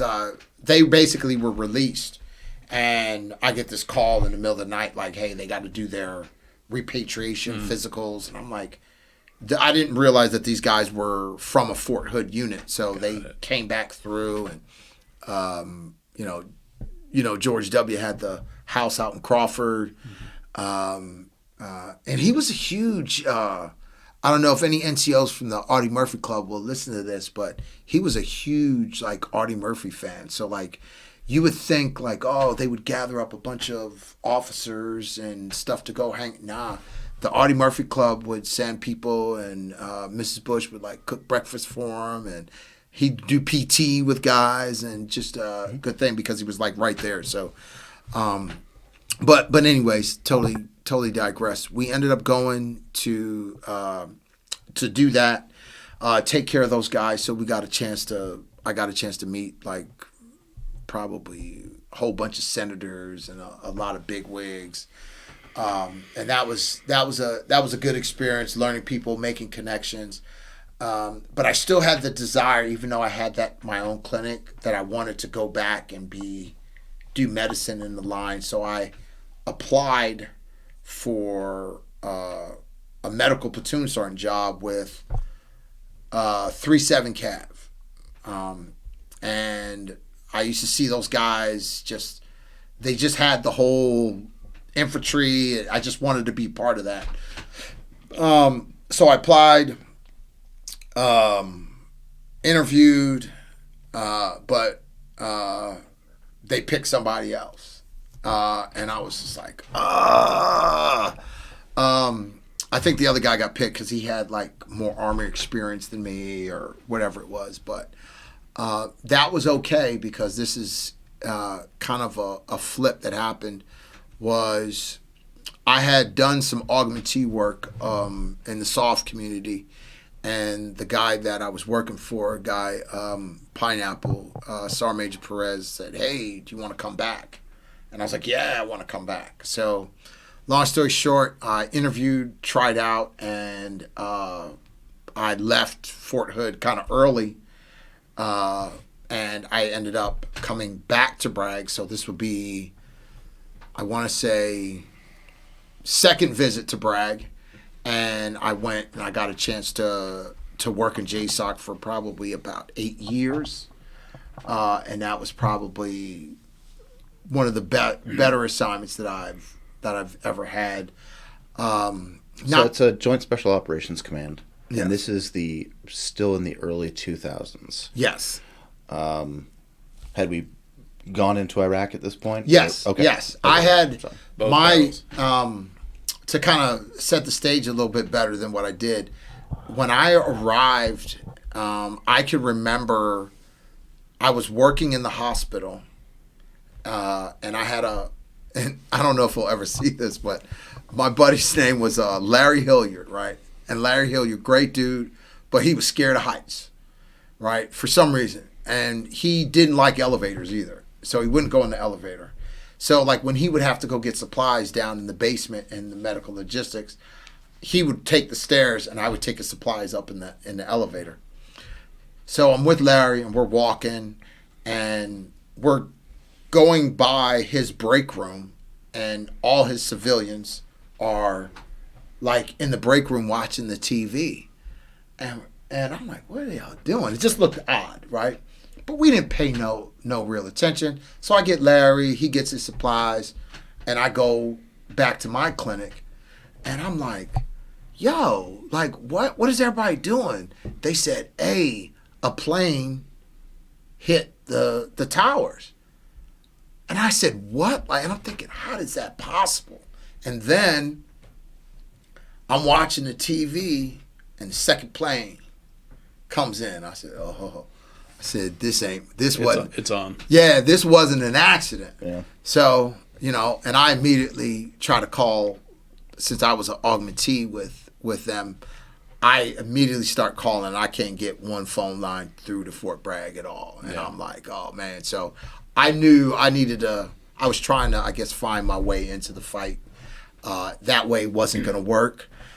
So I applied to do the medical thing because I knew at some point all these people were getting ready to. It was going to circle back. It was going to circle back. So I said, hey, let me try to get into this CAV thing. So I ended up staying there for a while, trying to work some things. And then when I got the call from Bragg, they said, hey, would you like to, come back, try out? Rally on us. Yeah. And I was like, I'll do whatever it takes. So I flew out, did the interviews, did all the, processes or whatever. And I was selected. So, I went there and spent probably about 8 years there. It was the best times of my life. So acknowledging that most of the stuff you did in JSOC you can't talk about here, was your job by and large in the medical field or was Yes. it? Okay. Yes. So we, again, and when I say this, some people like it, some people don't. Outside of infantry, you're support. And people just got to sometimes wrap their heads around that. So if I'm a medical guy, if I'm supporting at the hospital, if I'm supporting the armor, I'm just supporting. So we provided, medical support for different, soft units. And it was great. It wasn't, people get this, oh man, you got to do this and grow hair and all. It was the people and it was the mindset of being in an organization where, number one, everybody wanted to be there. There wasn't anybody who didn't want to be there. Double or even triple volunteers. Yeah, and you had guys who had been there for years.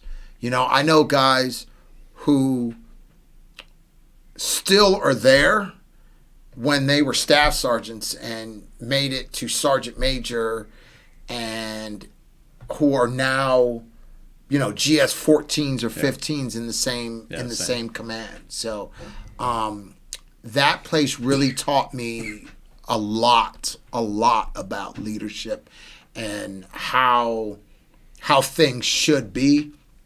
And I was able to just learn so much. I had a great boss. His name is Thomas Perez, Sergeant Major Perez, and he, his name is Pineapple, his nickname. So he comes from Guam, so that kind of fits there. But he was just phenomenal as far as teaching us, little things that we didn't necessarily understand at the time, but how we were able to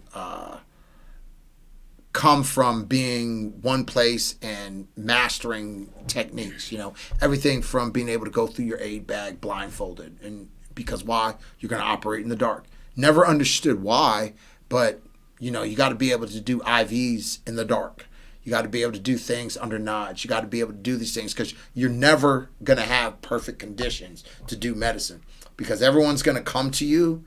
No one comes to you saying, you know what, doc, I feel great today. Yeah. It's never going to happen. Not once. So we're never going to train like everything is perfect. Yeah.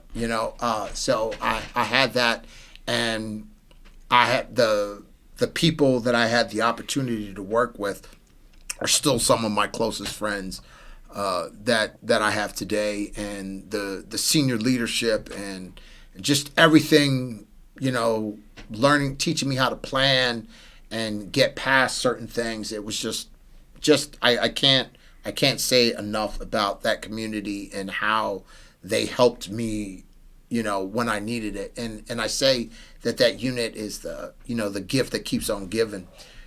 So I did multiple deployments with them, and towards the end of my tour, I end up having to we're providing jump coverage for a jump out. I think we were jumping out in Rayford, and some senior leaders had to go back for a VTC or something, and somebody got hurt. So long story short, I got voluntold to drive these big wigs back to base because they needed to do jump and get back. And so, when you're the lowest ranking dude in the vehicle, what do? You shut up and you just drive. I was going to say nothing. Nothing. You just be quiet and you start driving. So I'm driving, and they're talking about everything, blah, blah, blah, blah. And then one of the colonels says, hey, Doc, you ever think about going to OCS? Because one of the guys that were in there in the vehicle was one of the PAs.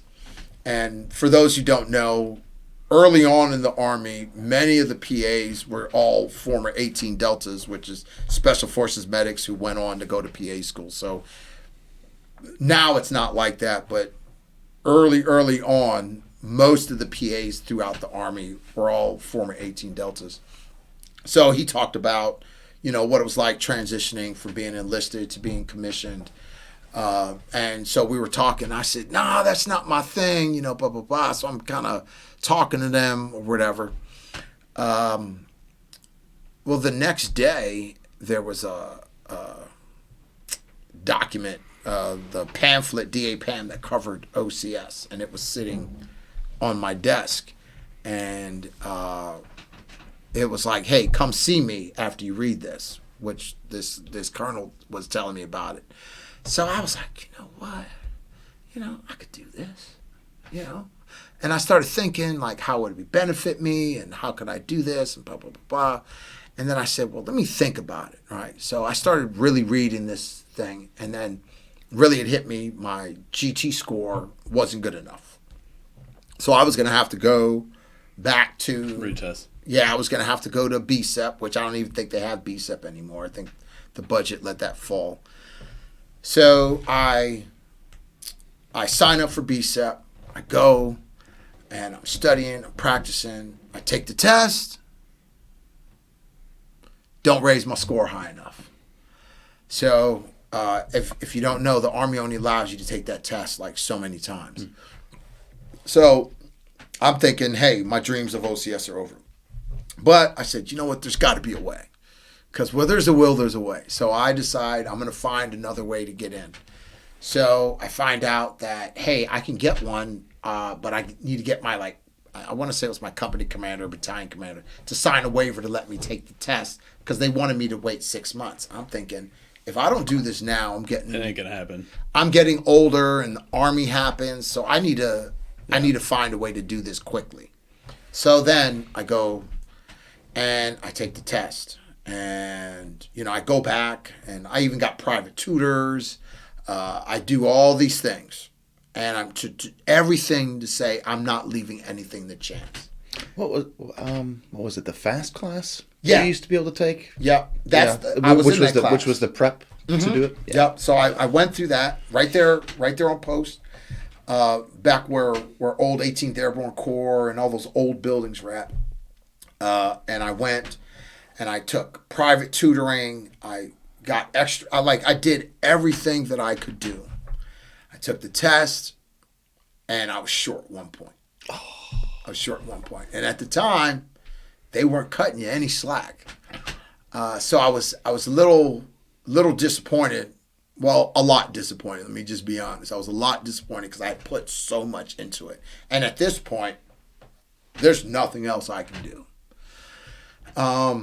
So back up, I have this conversation with a good brother of mine named Michael Bell.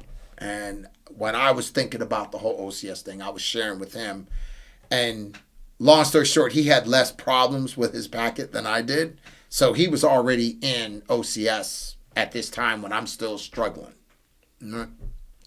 So he calls me like out of the blue. I think he snuck a cell phone and was like, I got a plan for you to get into OCS. I'm like, man, how you going to get me into OCS?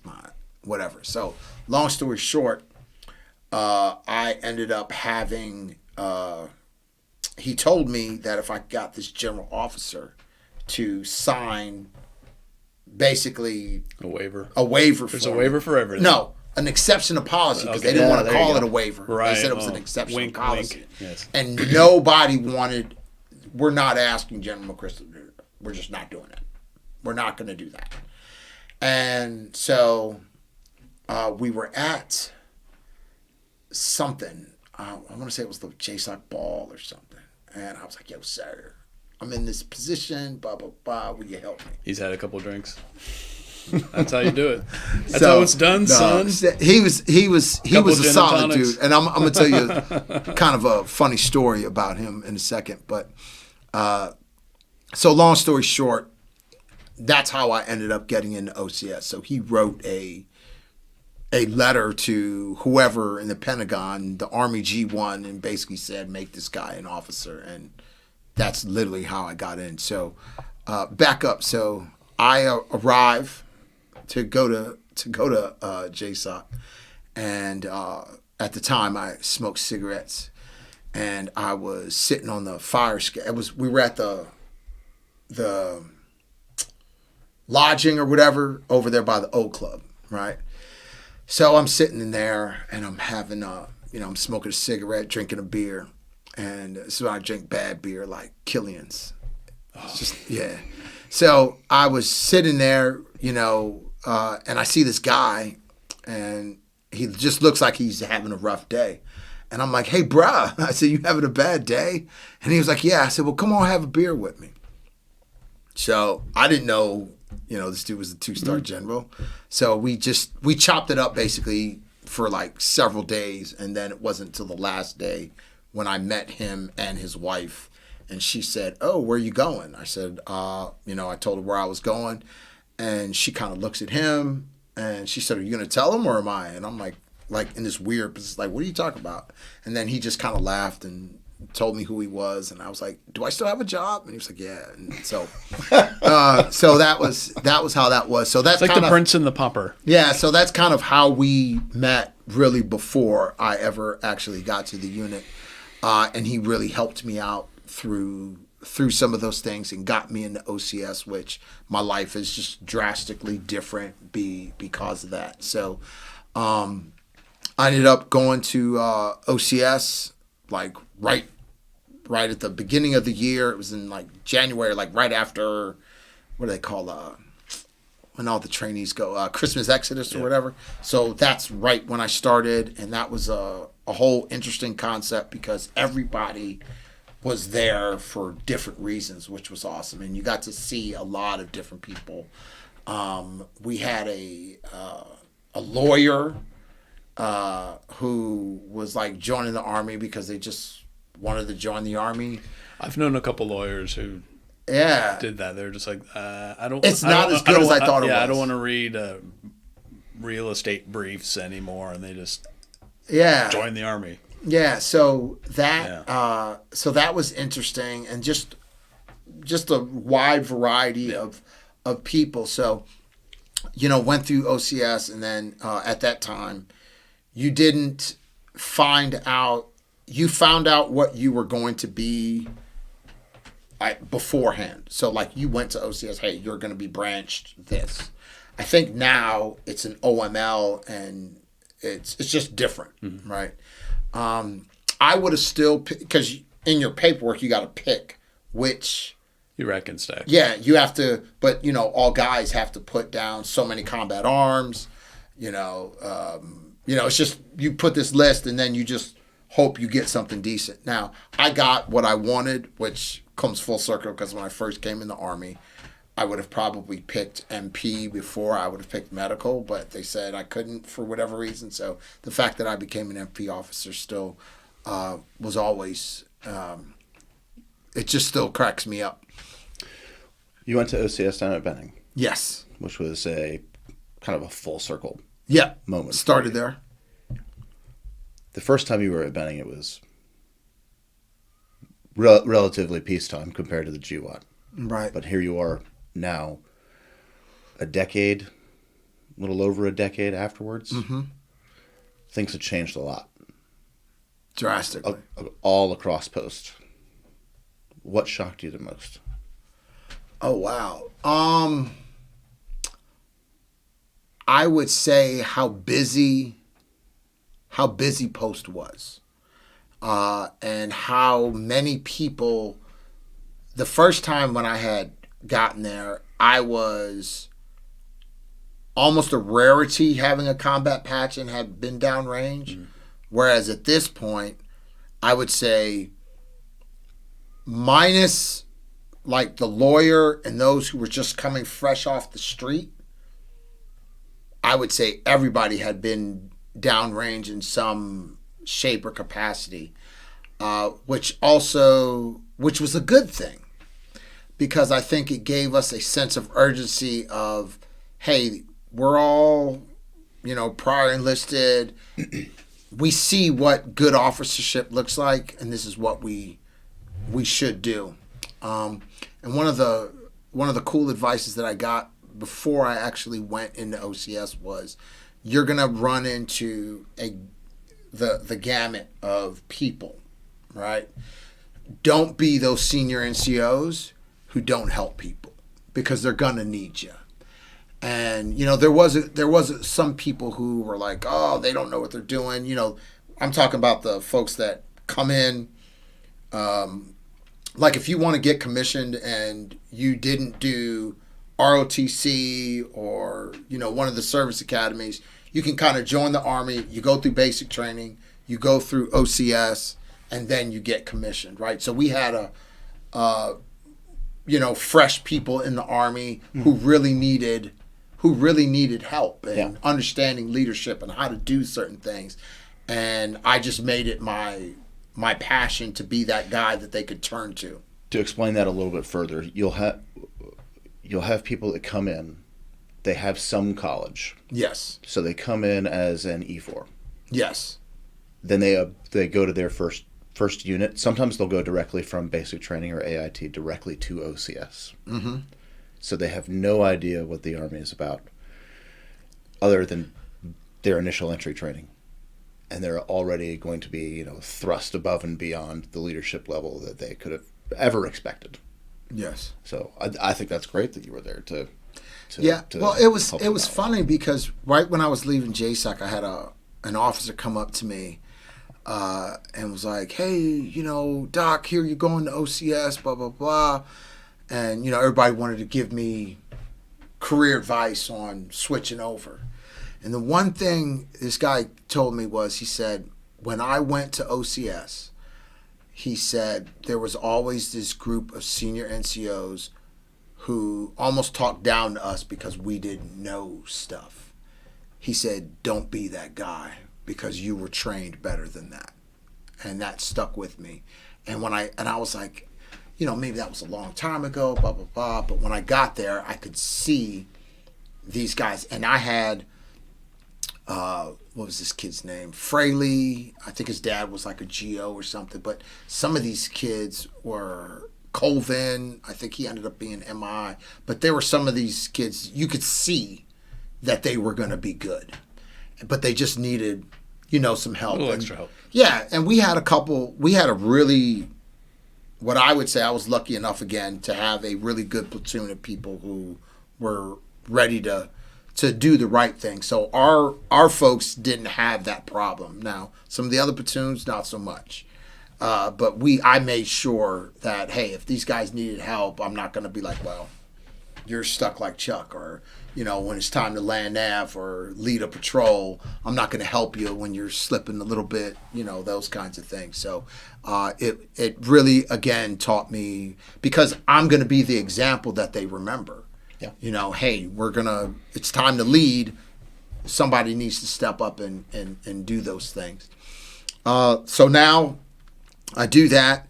And then I'm off to, there was a program called BOLIC, which was the Basic Officer What Leaders year Course. is this? This was, I got commissioned, 08. So BOLIC 2, I'm sorry. BOLIC 2 is not new anymore at that point. Yeah. So there was, I'm sorry. So I think they call it, whatever your commissioning source was. It's BOLIC 1. Right.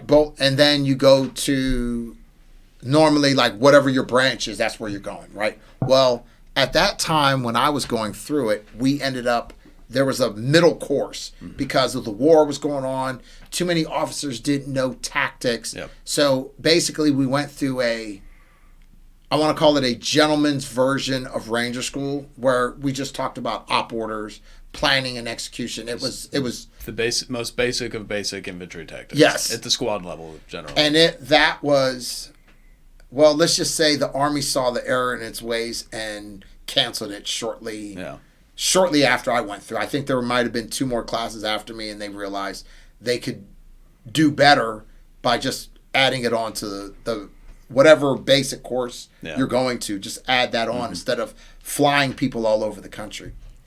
With all that GWAP money. Yeah, so I ended up going to Fort Sill for those days to do that. And then I ended up getting a assignment and got my first assignment, went through, the MP, MP basic course. It was good. Leonard Wood. Fort Leonard Wood. We're going to take a break before we get onto that, but one last question before we do. When you pinned as a second lieutenant? Yes. How did it feel when that piece of you that was a real soldier died? Oh, wow. Wow, that hurts a little bit. That hurts just a little bit. I will say I had a lot of guys from the community that came out to see me, and they made fun of me because I didn't have jump boots on. I had the Florsheim's, which the flats. Yeah, so they gave me a hard time. But no, it was, I would say my full transition was easy. I thought I was doing great at it. But as I got my first platoon sergeant, I realized that I was not doing as well as I thought I was doing. You are not the first OCS grad that we have had on here who has said pretty much the exact same thing. Yeah. So I thought I was doing great. But my first platoon sergeant, he was a phenomenal guy. Graduate, and now I got orders, I'm going to Fort Drum. All right. Let's take a break, and then we'll go to the frozen north. Okay. Winter's coming.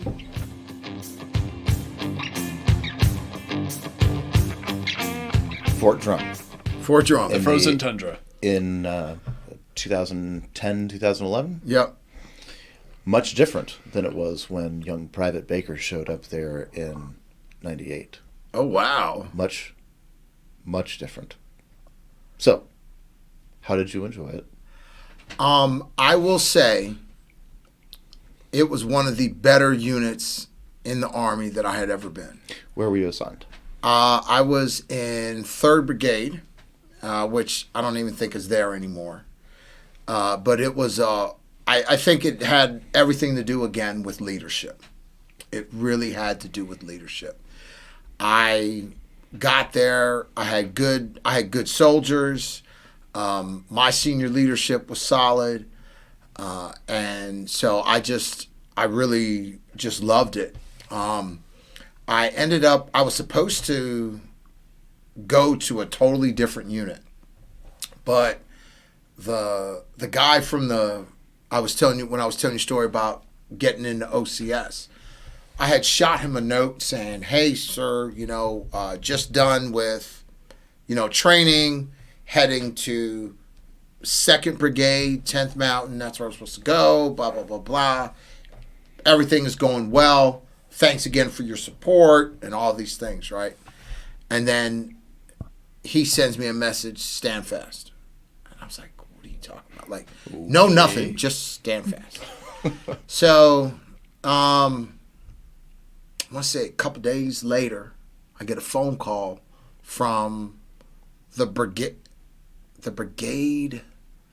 S3 or XO or something, calls me and says, "Hey, I just got a call from our brigade commander who said under no circumstances are you supposed to go to 2nd Brigade. You're coming to 3rd Brigade." I said, he said, "Lieutenant, you're not listening to what I'm telling you. I don't care what your orders say." He said, "Your first stop when you get on Fort Drum is to come see me. Here's the directions to my house." And what I found out was that one of the guys that I worked with, my brigade commander was his former XO. And he called him and said, "Hey, you need to take this guy. He's solid, yada, yada, yada." So that's how I ended up going to 3rd Brigade. Welcome to the officer world. Yeah. And I had nothing to do with it. And, there was some training going on, some things.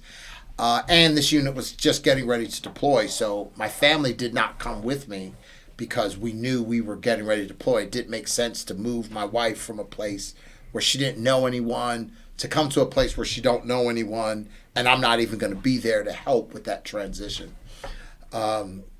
So when I first got to Fort Drum, I didn't get to feel the frozen tundra because I was only there. I was there for a little while. We did some in processing, did some stuff. And then the holidays came, and it was a little cold, but after Christmas, poof, we were out and on planes. And so we deployed. My platoon sergeant, going back to the how do I make sure that my platoon needed a second platoon. They didn't need a second platoon sergeant. They needed a platoon leader. And Mac, who was my platoon sergeant, long story, he was an infantryman who ended up coming to us because we were short senior NCOs. And, he was basically the most junior E7 in his unit, so he wasn't going to get a platoon for the deployment. Mm-hmm. So he came to us so he could at least get platoon sergeant time downrange. Wasn't the same as to say, but MPs and infantry are similar, except we got more guns. There's a tremendous amount of firepower in MP platoon that most people just assume infantry's got all the guns, and that's not the case. No. So, so we did the deployment. It was where to? We were in Afghanistan, near Fob Shank, and that place kind of over the year just exploded and grew and grew and grew. And I bet if we went back, not anymore, but back then it grew over a period of time. It became almost like Salerno or J-Bad, where it was a huge base. And that's how we did that. Learned a lot there about myself, about people. We did we were part of the BSTB, and at this time they still had Special Troops Battalion. And at this time they had an MP platoon that was assigned to them. That's not the way it is anymore. Right. So I was there, and we became landowners, which, for the best way I can explain it, is normally the combat arms, infantry, armor, those folks hey, this is your part of the war. You're responsible for everything in there. For a specific piece of terrain. Terrain, yes. Yeah. So we, for some reason, became landowners that were responsible for this area. So we now had to start doing things that were not normal for a BSTB to do. So we ended up having to do these air assault missions, which were odd. Not odd in the fact of air assault missions are odd. It was odd because I'm taking a group of MPs on a nighttime air assault mission, and some of them had never even been conducting a raid with had never even been in a helicopter before. So it was interesting. And on one of those, I had so many leadership lessons that I learned on this one deployment. The first one is follow up, and follow up. Oh yeah. So, just because someone says it's done doesn't necessarily mean that it's done. It's the final troop leading procedure. So or that it's done right. Yeah. So we were getting ready to leave this one area, and I had a soldier who lost a weapon. As one does. We left, we're back. Prior to his work, cleaning weapons, doing that stuff. I'm cleaning weapons, and I'm slamming some rippets. Rippets are kind of like, I don't want to say deployment Red Bulls, basically. It's a poor man's energy drink. Yeah. I mean, I don't know. Like, I think they do sell them. I haven't seen them in years. They do. They're in bigger cans, and the flavors are wild and crazy. But okay. So GWAT veterans know the power of the Rippet. Yeah. So all right. So I did some pounding some Rippets, cleaning weapons. Matt comes in and says, "Hey, sir, we got to talk." And I was like, "What's up?" He said, "So and so lost the weapon." And I said, "Well, just go in the airfield. Maybe it fell out in the helicopter, right?" So I have to now go tell Captain Thom, my commander, because good news don't get better with time. No, it does not. So I've got to go tell him, and I'm thinking, man, I just became a second lieutenant. Like, I'm getting ready to, I guess I better brush up on my medical skills, because I just knew I was getting fired. I just knew because, hey, you got all your sensitive items are up, sir. Up. And my company commander came on that mission. So I literally told him we are good to go, and we were not good to go. Yeah. So long story short, we ended up going back to this area to do a search for the weapon, which we never found. And I just knew, for whatever reason, I still don't know to this day, I didn't get fired, but I did get fired. Doom spiraling again. So I learned that, trust but verify. Mm-hmm. Best leadership lesson I got from that. On another one of our air assault missions, which normally happens, they put you in on time always. Mm. Extraction, that's a little flexible. We'll get there when we get there. Yeah, we'll get there to get you out when we get there. On order. So we landed. Weather got really crappy like after we landed, and I told guys, remember, carry food, chow, and ammo, or water, ammo, and food. But whatever you take, you got to carry, right? So there was a joke around my platoon because it was just freezing and it was cold, and I pulled out my whoopee. Poncho liner, like a blanket poncho liner. It's kind of like a camouflage blanket. Whoopee is perfectly acceptable here. Okay, all right. So this is a whoopee freeze or whoopee safe. Whoopee safe zone, right? So I pulled it out, and this guy named Brett Pirano, he says, "Sir, that wasn't on the packing list," which became the big joke because I said, "Don't put nothing else on the packing list unless it was important." And so I was like, "Hey, this whoopee is important to me. That's why I brought it." So they gave me a hard time about the LT having a poncho, a whoopee on the air assault mission, and the weather was bad, so we ended up having to literally take over this area, build fires to try to stay warm because it was freezing out there, and I really got to see when hard times hit. is when people's characters really show. And I started to see in certain individuals, you know, everybody's a hard guy and everybody's a tough guy. Until they're cold, tired, wet, and hungry. Until they're cold. So it kind of was like a ranger school, like, but this was real deal. Like some of these, you know, just miserable and complaining. So, you know, it's easy to lead under perfect conditions. Yeah. It's hard to lead when those things. So I always remember, you know, trust but verify, and that, you know, you can call yourself a good leader, but lead under tough conditions. That'll say what you really are. Because, you know, it's kind of like in my medical days. Yeah, it's easy to do an IV in a room like this where we got lights, we're all well refreshed, we're not starving for sleep, you're not bleeding, like all these things are perfect. But try doing that in the back of a, you know, CH-47 under nods when it's blackout conditions. Then you got skill. So, you know, even, you know, in any facet of leadership, if you're leading a group of people, leading your kids, you know, it's easy to be dad when your kids do everything you say. You know, Was I feel so there attacked right now.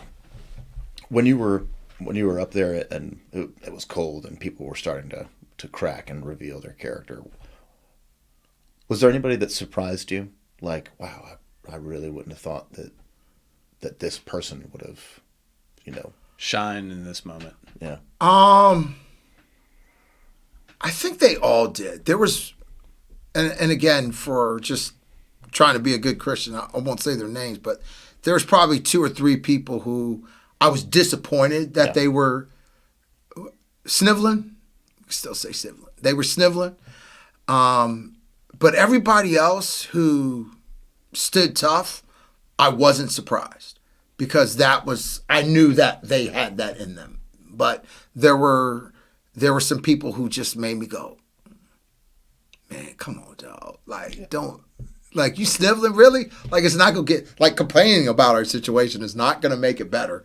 And you're a non-commissioned officer, so come on now, get your stuff together. So, but yeah, there were some people who, they really showed me who they were, and I was proud of that. And the people who didn't, I was just a little bit disappointed. And, you know, for me, it's really hard to do that again. Yeah. Like, I can't look at you the same anymore. Like, I'm not going to treat you badly, but you showed me who you were when I needed you most. Yeah.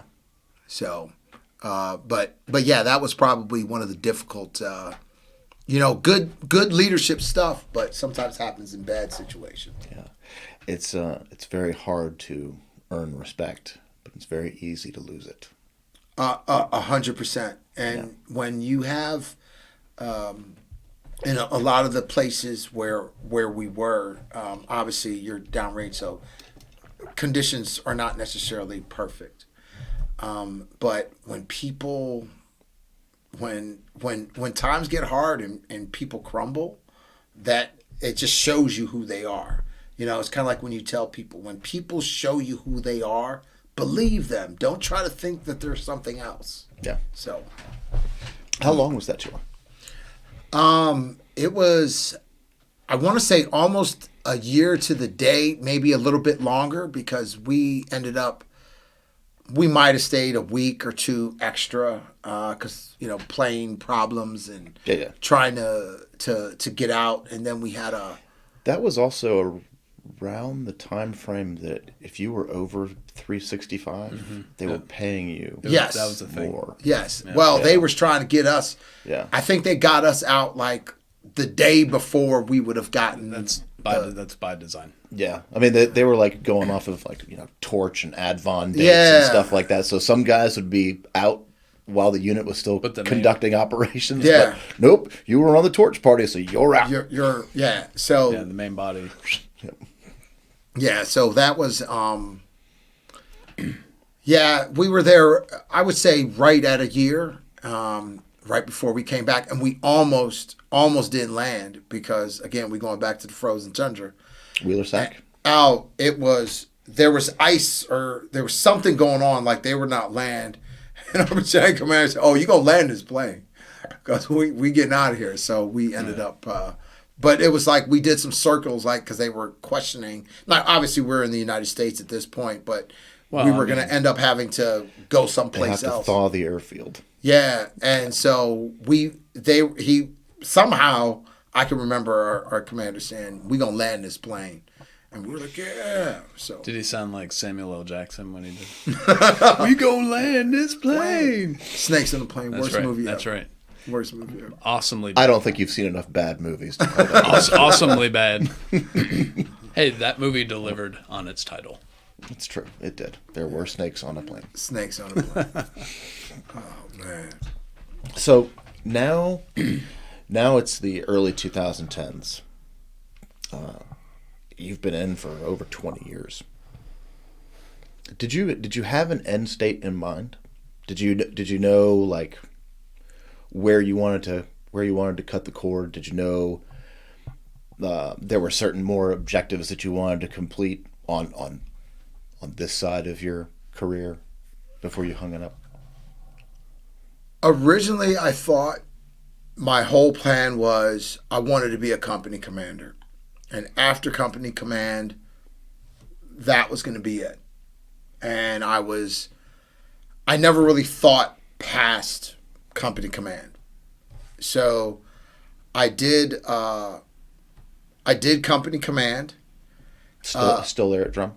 No, I left. I left drum, and then I had to go finish college because it was an option. I basically had enough credits to go to OCS. Yeah. But before I could, a ticking clock. yeah, there was a ticking clock that I had to finish my bachelor's degree. So after that, I left.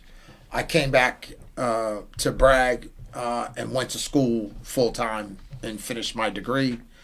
And then after that, I went to Guantanamo Bay, and I was a company commander there. And for the audience who, if you're military, you know this. Most company, you get to command a company once. All right. So I did company command, and I was like, wow. Okay, so what do I do now? And then I ended up getting on orders, and I came to Fort Gordon, and I was like, okay. And it was going to be a good opportunity to do some law enforcement kind of stuff, not convoy ops, just, straight law enforcement stuff, which I was looking forward to. So for reasons beyond my control, I was given an opportunity to excel, and I got another command. Was that something that you actively sought? Not at all. Not at all. And then, so did that. It was good. Great people. And then it was time. I ended up going back overseas. So I went to Germany, and I was assigned to a CID battalion. So in a CID battalion, obviously CID are the, criminal investigators. They do all the felony crimes. They are, in that battalion, the main effort. So everything centers around. So the officers are XO, S3, all the staff functions are done. So these agents can just focus on doing They're investigations. almost all warrant officers. No, there's quite a few. A lot of people, they have enlisted and warrants. In the MP Corps, there's several different MOSs. The Bravos are law enforcement. Echoes are corrections. The Deltas are the CID agents. We had a K9 MOS, but I think they merged that They did. with everybody. So that happened. Then I went to Germany, did that. I was working in the S4, right? Getting some staff time. Every officer's got to pay their penance. Logistics. Where in Germany? We were in Ramstein, K-Town area. So I was there. My wife was retired at this point, but she was working as a nurse in the clinic there. So it was cool. I could see her pretty much daily. So one day I am, at home, my phone rings. My XO, at the time, Michael Brimage, he calls me and says, "Hey," he said, "Arch." I was like, "What's up?" And he's not his normal jovial self, right? So I'm like, okay. He said, "Hey, what do you think about taking command of Usaka E, which was the jail, right?" I never even heard it because what I was doing, I knew it was there, but I said, well, I never really thought about it. Like, and I've already done command twice. Like, I don't need, like, why would I do this, right? But I'm thinking, how bad could it be, right? So I call my branch, like, because of the time difference, I was able to call my branch back in the States and East Coast, yeah. Yeah, so she and it was funny because she answered the phone, which was rare. And I was like, "Hey, blah, blah, blah." And she basically said, "You don't need it, Arch. You got good OERs in command.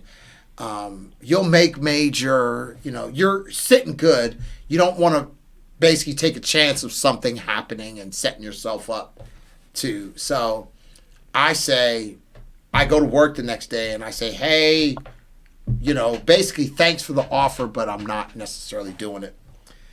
The next day we end up doing a staff ride to one of the offices, and we were going up to Graf and some other places.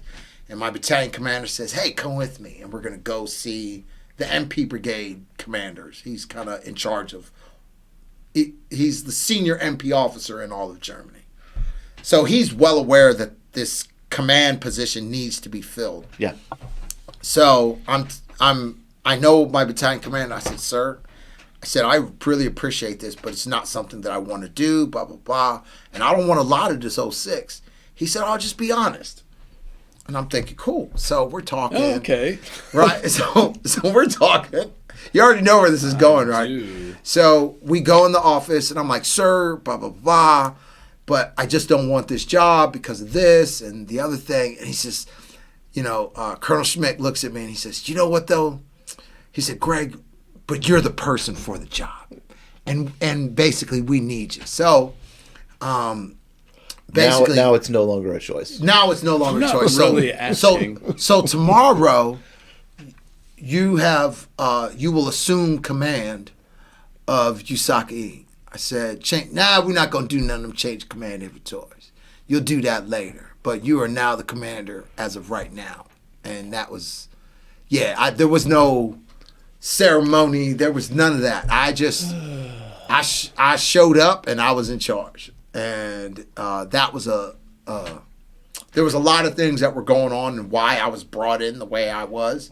I can't imagine those were good circumstances. No, but, in fairness, I don't want to, say anything bad about what happened, but there were some things that happened, and I came in, and it was what it was. You were the fixer. And I was the fixer. So I ended up having 3 company commands, which was... So I didn't realize... You accomplished your career goal. I accomplished my career goal. 3 times over. And then it was decide, do I go to CGSC or not? Why should I, right? Mentors, specifically 2 individuals, Dwayne Wagner and my buddy Chris Hodel said, "Don't ever put yourself in a position where if you change your mind, it's too late." And what he meant was, if I don't do CGSC and I change my mind and I do want to stay in, it's too late. Yeah. It's too late. So I was like, I said, well, I'll stay around. I got promoted to major, went to CGSC. That's Command and General Staff College in Right. Fort Leavenworth. Fort Kansas. Leavenworth. And It's major school. Major school, right? And then, we were, I remember when COVID was kicking in during that time frame. But I went, it was awesome. But I knew at that point, I learned a lot. I'm very glad that I went. But I knew I just felt something. Because when you go to retirees and you say, "Hey, bro, how did you know when it was time?" And they all said the same thing. when it's time, you will know. Yeah. And at It sounds so cliche. Yeah. But it's true. it is. Ben It told is. me that, and it turned out to be totally true. Right. So I, again, was trying to figure out some things. I worked for the Center for Army Leadership for a while. Great opportunity. And then I went to, I applied for a job and worked for the SFAB. And that's what brought me back to Bragg. And I worked there. That was a great unit, great opportunities. And then it was time for me to retire. And just like everybody else who retires, like, what do I do now? You know? Was there a specific moment or incident where you just, that was the moment that it hit you that I'm done? I can't say there was a specific, like, thing. I just think, like, I was wanting to do other things, and I didn't know what those other things were. And I just felt it was time for the younger, I want to say the young guys to take over. And it was time for, you know, I still consider myself Old Sarge. It was time for Old Sarge to hang up his boots and let these young guys take over. So, and my wife fully supported, like, she was like, well, you know, we could stay to Lieutenant Colonel. Like, I got the best supporter out there. You know, I couldn't ask for a better, you know, person. She had retired at this point?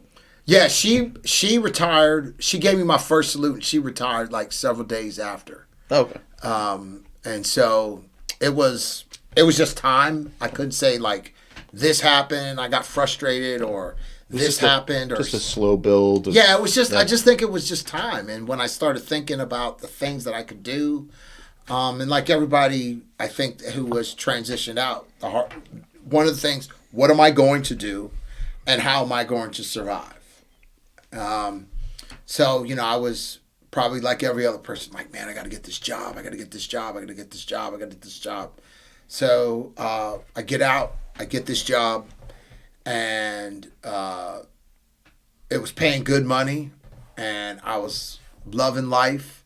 Or at least my paychecks were making me love life. And it was great. But it was bad leadership is why I left. And the worst part was the people that I was working directly with were not really in charge of me. I had a boss who was not. It's almost like because of what I was doing, I was like I had to be an impartial party. So like if I have to do an investigation, I was doing investigations in safety. I couldn't like work for this guy because if I had to investigate him, then it would be a conflict of interest. Yeah. But the guy I was working for, it was just difficult to work for him, and it got to the point where I was becoming frustrated, like, Yeah. and so it was time for me to leave. So that's when I decided. I said, you know what? Wife and I came up with a plan, a good exit strategy, and then we left. And I decided that I always talked about writing a book, and I think now is the time to do that. Now's the time. So my wife and I, we hopped in the car, and we went to go visit our one daughter in Arizona, and she lives in this complex, and they have like a business center, and I sat in the business center for the next several months just clacking, and putting down all these ideas that I've had for years, and put it down, and I did that, and I loved it, and I get an opportunity now to do public speaking and teach leadership workshops to, you know, a variety of organizations. So all my little leadership lessons and leadership failures, you know, I even talk about the one about the lost weapon in the book, which was embarrassing, but, you know, it is what it is. What's the name of the book and where can people get it? Fail, Fight, Finish. Leadership lessons you don't learn in the classroom. So you can come on my website, gregoryarchbold.com, or where a lot of people get their reading material from Amazon. Just if you put in fail, fight, finish, the book will come up. And if you do buy the book, please leave a, a review on the website. It kind of helps with feeds marketing. The beast. Yeah, it feeds the beast, basically. The more people that see your book, obviously, the more advertisement and et cetera. So that's kind of the way it is. Transitioning out of the Army after you ended up doing 33 years. What was the hardest part of your transition process? Oh God, what wasn't hard? Realizing the military, regardless of how we say, "Oh, I'm so glad I'm out" or whatever, the military was a passion, and I'm going to speak for all my brothers and sisters in arms when I say that. We did it because we were passionate about it. The problem that I saw was people aren't necessarily passionate about their jobs. To them, it's a paycheck. I come here outside the military. Yeah, outside of the military. I'm coming here. I'm doing this job. I'm getting my check, and I'm going home. There's no camaraderie. It's just non-existent. Now maybe you could say I was in the wrong organization or whatever it is, because some people love their civilian jobs. But generally speaking, being able to adjust to that type of camaraderie and not have it was probably the hardest thing. And we jokingly, when I got here, just the culture, like the meeting starts at 9:00. You don't show up at 9:00. We show up 10 minutes prior, which is something that has been bred in us. And they're not like that. Like, everything is ish, 9-ish. Or the meeting starts at 9. Okay, yeah, let's get the computer hooked up so we can do the slides. No, the meeting starts at 9. You don't have the opportunity to get ready at 9. And one of the things I talk about in the book is, leaders need to create value in their organizations. And one way to devalue your team is to show up late. Nothing says you don't matter than me waiting for you to show up and you come in and say, "Oh, sorry, I'm late." No, you're not sorry you're late. You were late. It's a very third world mentality. Yeah. Yeah. It's just not worth it. Throughout your entire life, there's only one thing you can never get back when it's gone. And that's time. 100%. And wasting people's time, especially in business where time is money, that's, I would say, unforgivable. But, obviously, different people think differently about it. Yeah, that's one of the, when you talk about, in the book I talk a lot about, leadership lessons and things that you would think are so powerful, right? And what I try to explain to, potential clients is, these are things that I've lived. And these are things that I've seen and experienced, and I got the P's of leadership, right? The first one is, why do you want to lead, right? If you want to lead because you want to make more money, you're probably in it for the wrong reason. You don't want to lead. You just want to get promoted. You just want to, exactly. And there's a huge difference, right? And so I always tell folks, there's nothing wrong with, I'm going to say, being a worker, if that's what you want.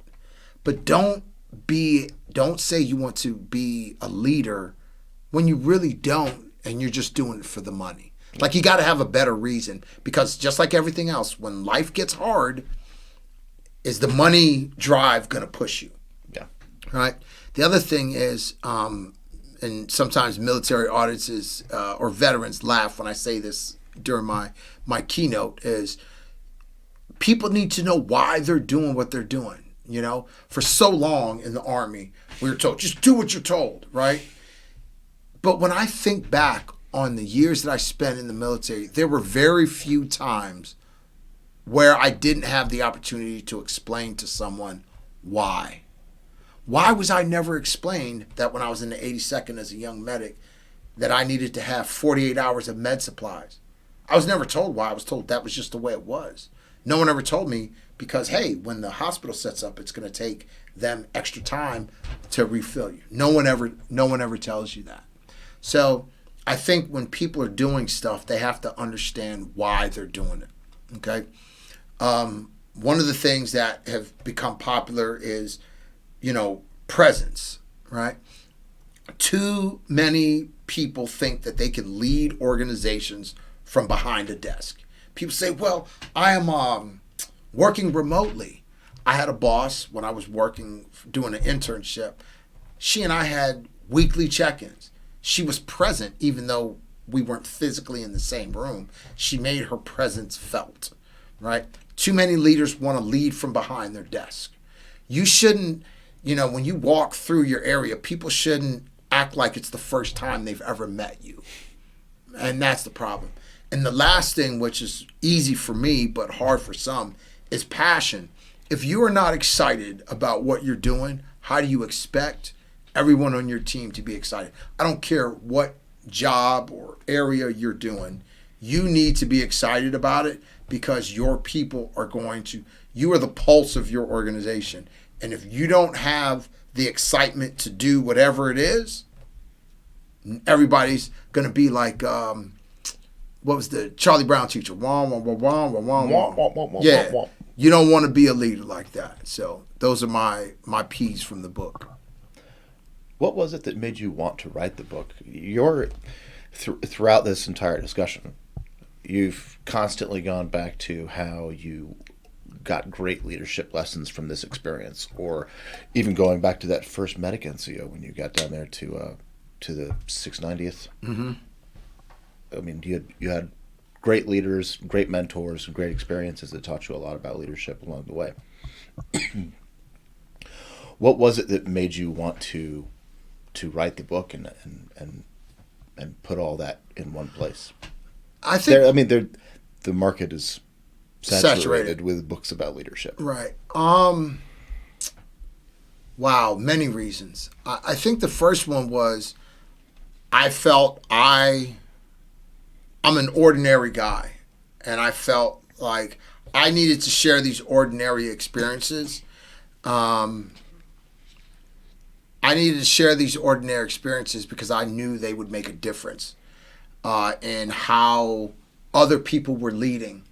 And as I came out of the Army, one of the things that I learned that was very, very evident to me is that corporate America is taking good people. You are a phenomenal salesman, and we are going to reward you by making you the regional manager of Section A. Go with God, young man, and do your thing. But we never teach them. It's the Peter principle. Yeah, we don't ever teach them how to lead. We don't teach them about conflict resolution. We don't teach them how to give feedback. We don't teach them how to develop communication skills. We don't teach them any of that. And then we wonder why we have such high changeover in our organizations. And we wonder why people are not happy. It's not that person's fault, but companies need to invest more in leadership development, because in the military, I don't care what branch, there is a process. Hey, when you make this, we're going to send you to the school and teach you how to lead this many people. Hey, when you get to this point. So but corporate America doesn't necessarily operate that way.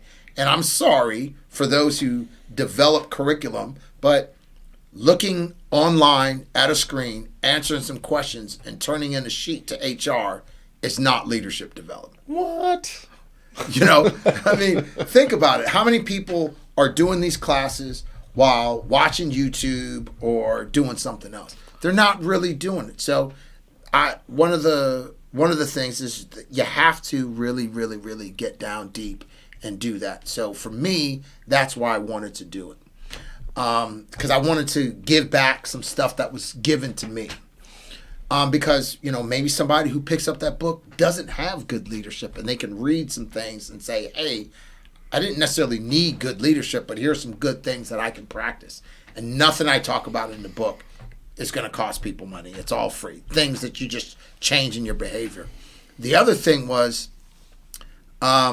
which is kind of a little off, but I was never really a good student or a good writer.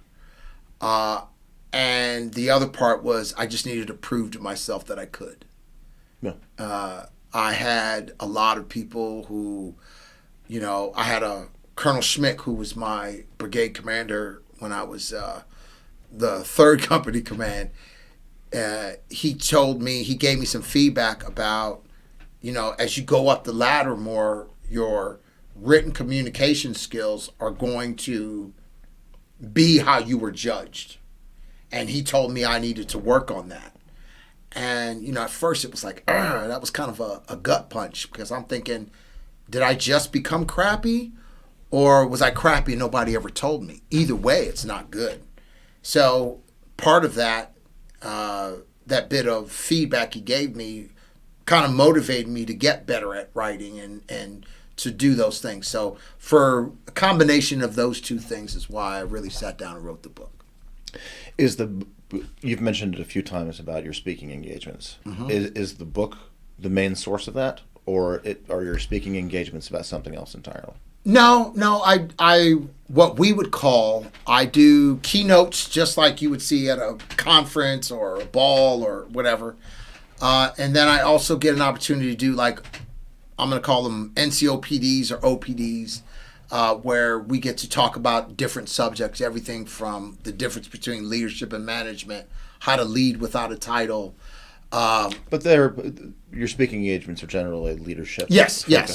It's all leadership centric. So companies will say, "Hey, we'd love for you. We're having a conference, and we'd love you to open and blah blah blah blah." Or some people say, "Hey, we're having some." They call them different things. Lunch and learns, where I'll come in and I'll teach basically a class on something. Usually I tailor the classes to each business. But it's awesome. I love doing it. Love doing it. So if y'all need somebody, call me up. Yeah. How can they get a hold of you for a speaking engagement? You can. Well, first I'll be honest. One, you can take a look at my website. You can go on LinkedIn and see some of the stuff that I've done, because I believe that I may not necessarily be for everybody. Of course. So take a look at that, and if I am, you can hit me up at gdarchbold@gmail.com, or you can go to my website at gregoryarchbold.com and leave me a message, and I'll get back to you pretty shortly. Yeah, we'll link that in the show notes. So Sweet. Sounds good. It's just one question. Well, 2 questions left. Okay. First question. Your career took you all over the place, which is awesome. I love that. You went to Germany and Italy. Those were totally opposite sides of your career. Mm-hmm. But still, why is Germany superior to Italy in just about every single way? I thought he was going to take it to get France. That's his calling card. So I would say when I was in Italy, I was younger, and I didn't take advantage of the opportunities that were there. When I was in Germany, I was a little bit more mature, and I took well advantage of the opportunities that were available. So that's funny. But yeah, those are really the two things that made a big difference. Plus, let's just say when I was in Germany, I made a little bit more money. I was going to say more disposable income. I had a little bit more disposable that income. OE pay. Yeah, that OE pay was nice. Yeah. Nice. So. All right. So after 33 years in service, if you could go back to that young man who was sort of headed in the wrong direction, not really making some of the best choices. Knowing that,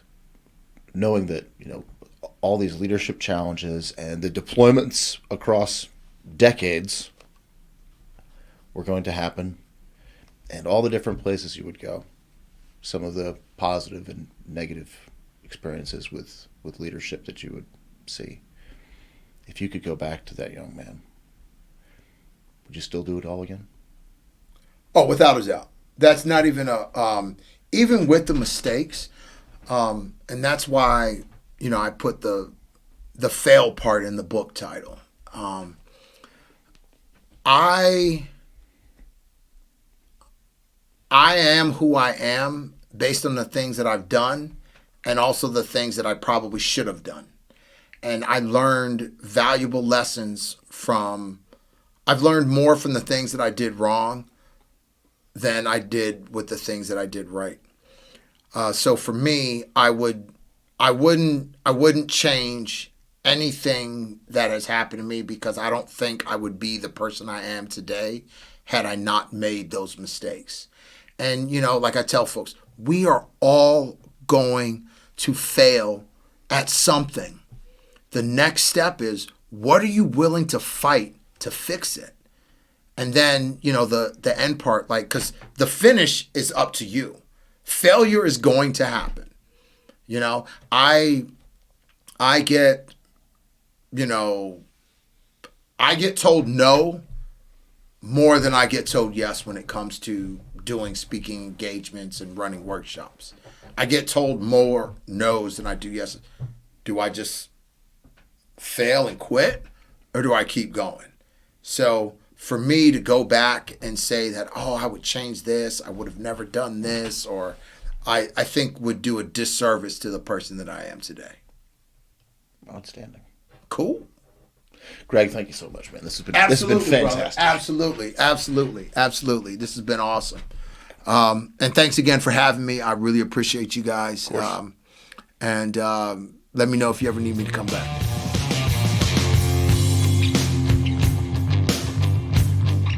That was great. That really was. He's an impressive gentleman. There is. He has come so far from where he started as a young man. Yeah.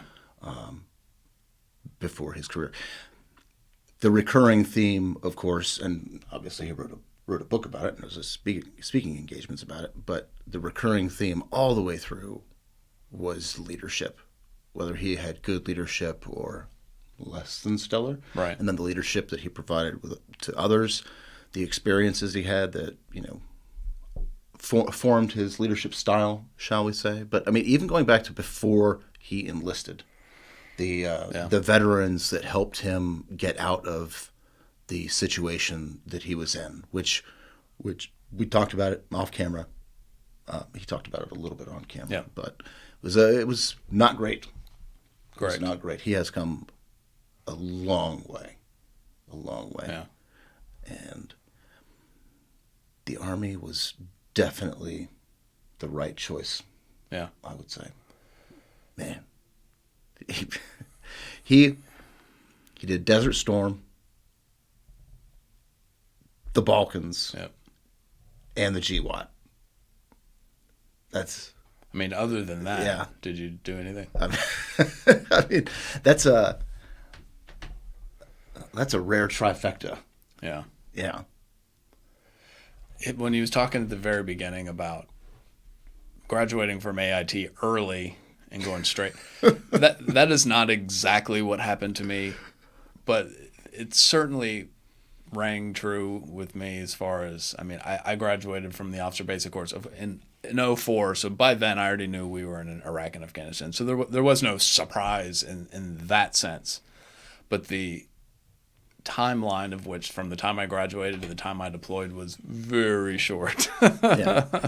And so I certainly understand what that's like. What's crazy is, or I shouldn't say crazy, but kind of one of the things kind of stuck out to me about his early graduation and going off to the Middle East is he was assigned to a unit over there, but it wasn't permanent. They then sent them back. It's like to then assign them somewhere else. He never referred to himself as a replacement, but I mean, that's basically what they were. I mean, kind of, yeah. That just seems so inefficient to me. Very haphazard. Yeah. When he said that they got sent back, the unit went back to Germany. Yeah. But then he met up with all those guys that he graduated early with. I thought they were going to have to go back to training.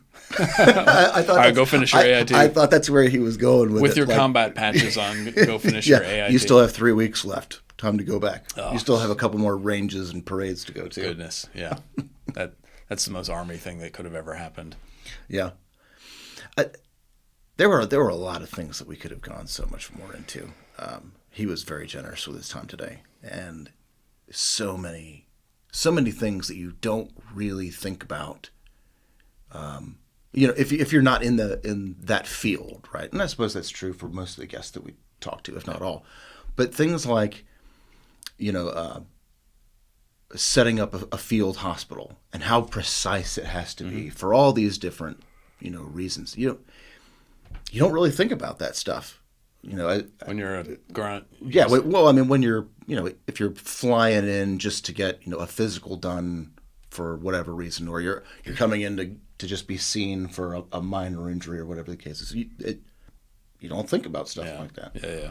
But yeah, stuff like, having your aid bag set up in a way that you can, where everything is in complete darkness, and putting in an IV, under nods. Things that most people wouldn't think about in training. Right. I did do that to a couple of my medics, though. They didn't enjoy it. Well, I shouldn't say that. The guys that they gave IVs to in a dark room while the doc was wearing nods, the guys that were getting the IVs did not appreciate that. The patient feels no pain. So many great experiences, dude.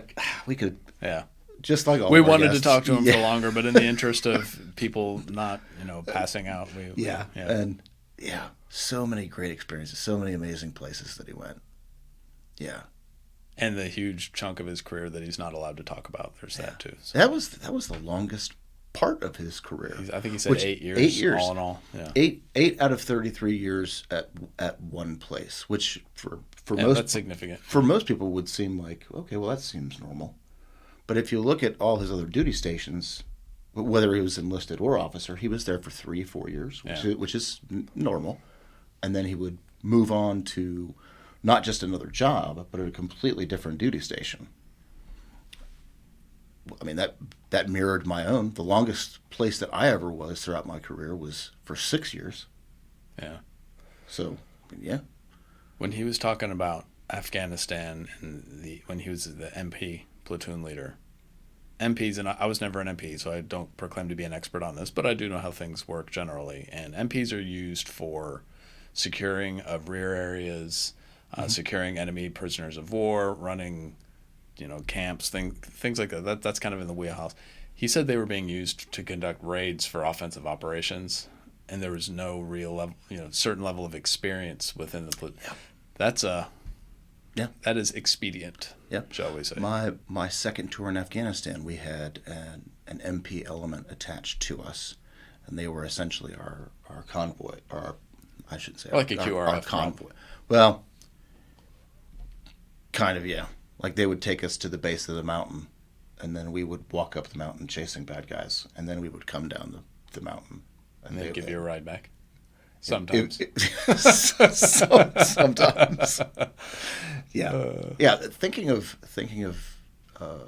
MPs in that regard is different. I mean, they have the firepower to do it. It's just a very different level of training and expertise is all. Yeah. And raids, like air. When I say raids, I mean air assault raids. Yeah. That's okay. Welcome to the GWAT. Yeah. Where anything goes. Yeah. Man, what a great bunch of experiences he had. Well, thank you, Greg, for being generous with your time today. And this is fantastic. Yeah. Fantastic stuff. Really was. We appreciate you. All right. It's time for the free fire area. Dun, dun, dun. That's right. Yeah. What is maybe a habit or some kind of thing that you do that others may consider kind of weird or strange, and you do it for no particular for no particular reason? So I don't necessarily mean obsessive compulsive type behavior. I just mean what is one thing that you do that people will be like, why? Oh gosh. You could call it a habit. I don't know. We've talked about my chapstick. I mean issues before, that is. But that's more of the obsessive compulsive at this point. Okay, I mean that answer does, and I know what you're talking about. That answer does count. Okay, then I'll go with that, because I have had people kind of be like, "That is so weird that you always have chapstick and you're always putting it on." It's like, okay, it's beyond the point of my control anymore. Please share. So, for those that are new listeners, when I was a child, I used to lick my lips all the time, and I got severely chapped lips to where they would get cracked and bleed. To the point where it was a medical condition. It was bad. And my mom, God bless her, always had chapstick or Vaseline or Carmex whatever. or whatever. Carmex or whatever. Carmex sells and cars. she would apply it to my lips or whatever. She wouldn't give it to me because, of course, I would eat it. What else would you? I mean, come on. Well, one day we were at the beach. I think we were off the Potomac. I can't remember exactly. I was still very young, and I had been licking my lips at the beach all day, and they were cracked and they were bleeding, and I couldn't open my mouth or anything. So my mom was up front in the passenger seat. She leans to put some chapstick on my lips. My dad snatches it out of her hand, throws it out the window, and no, he's gonna learn. What I learned was, dear old dad. What I learned was to always carry my own. Yeah.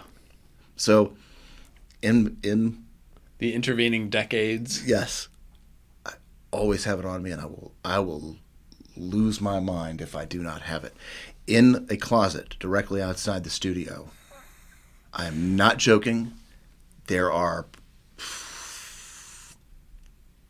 20, 30 sticks of chapstick sitting there because I will need them. If a person who didn't have that explanation at the ready were to open that, they would assume you were a serial killer of some sort.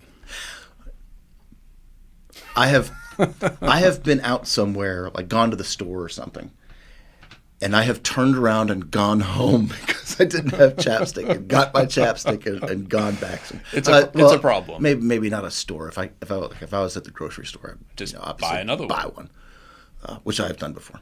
But yes, it is of all of my everyday carry items. Yeah, chapstick is more EDC everyday carry. Chapstick is by far the most important. Okay, I mean that counts. Yeah. My kids make fun of me for this, and again, there's no rational explanation for this at all. I'm already laughing. I have this obsessive need to collect bread tabs.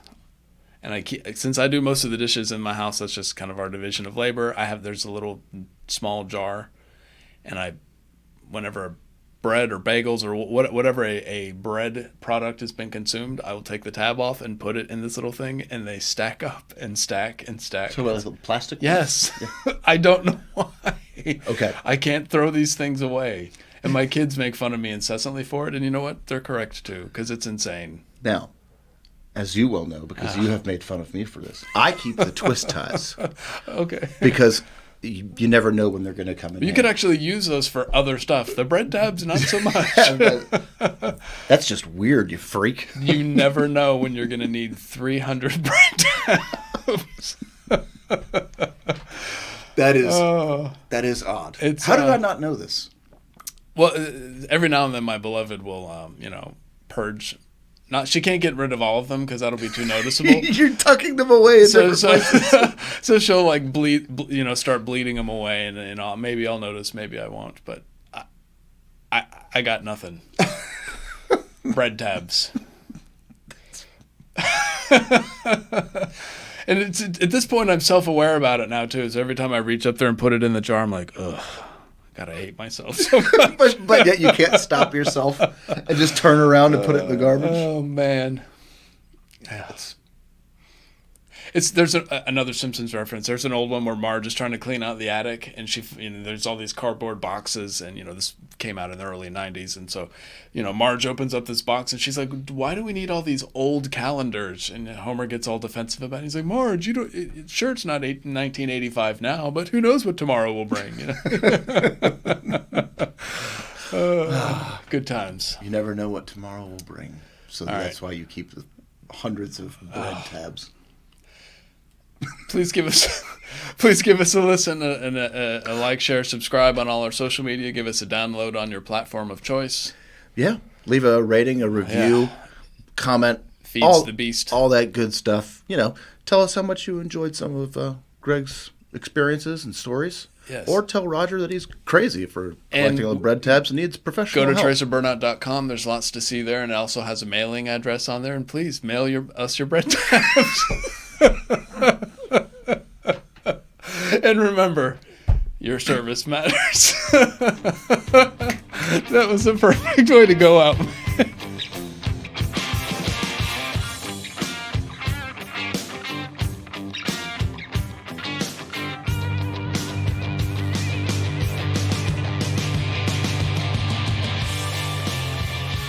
Every year, Roger and I take a trip with, and it's over Columbus Day weekend. We take a trip with all of our old friends and stuff. Old friends. And spades inevitably gets played at least once, and there is almost always an instant argument about how the proper way to play spades. It's so tiresome. It happens every year. And we have a friend that, like 5 years ago, reneged on one, and Dan still to this day won't ever be on his team. I won't play spades with him anymore. I love it. I love it. Our buddy Jay. Yeah, I love it. Yeah, love him to death, but not playing with him. Not playing with him.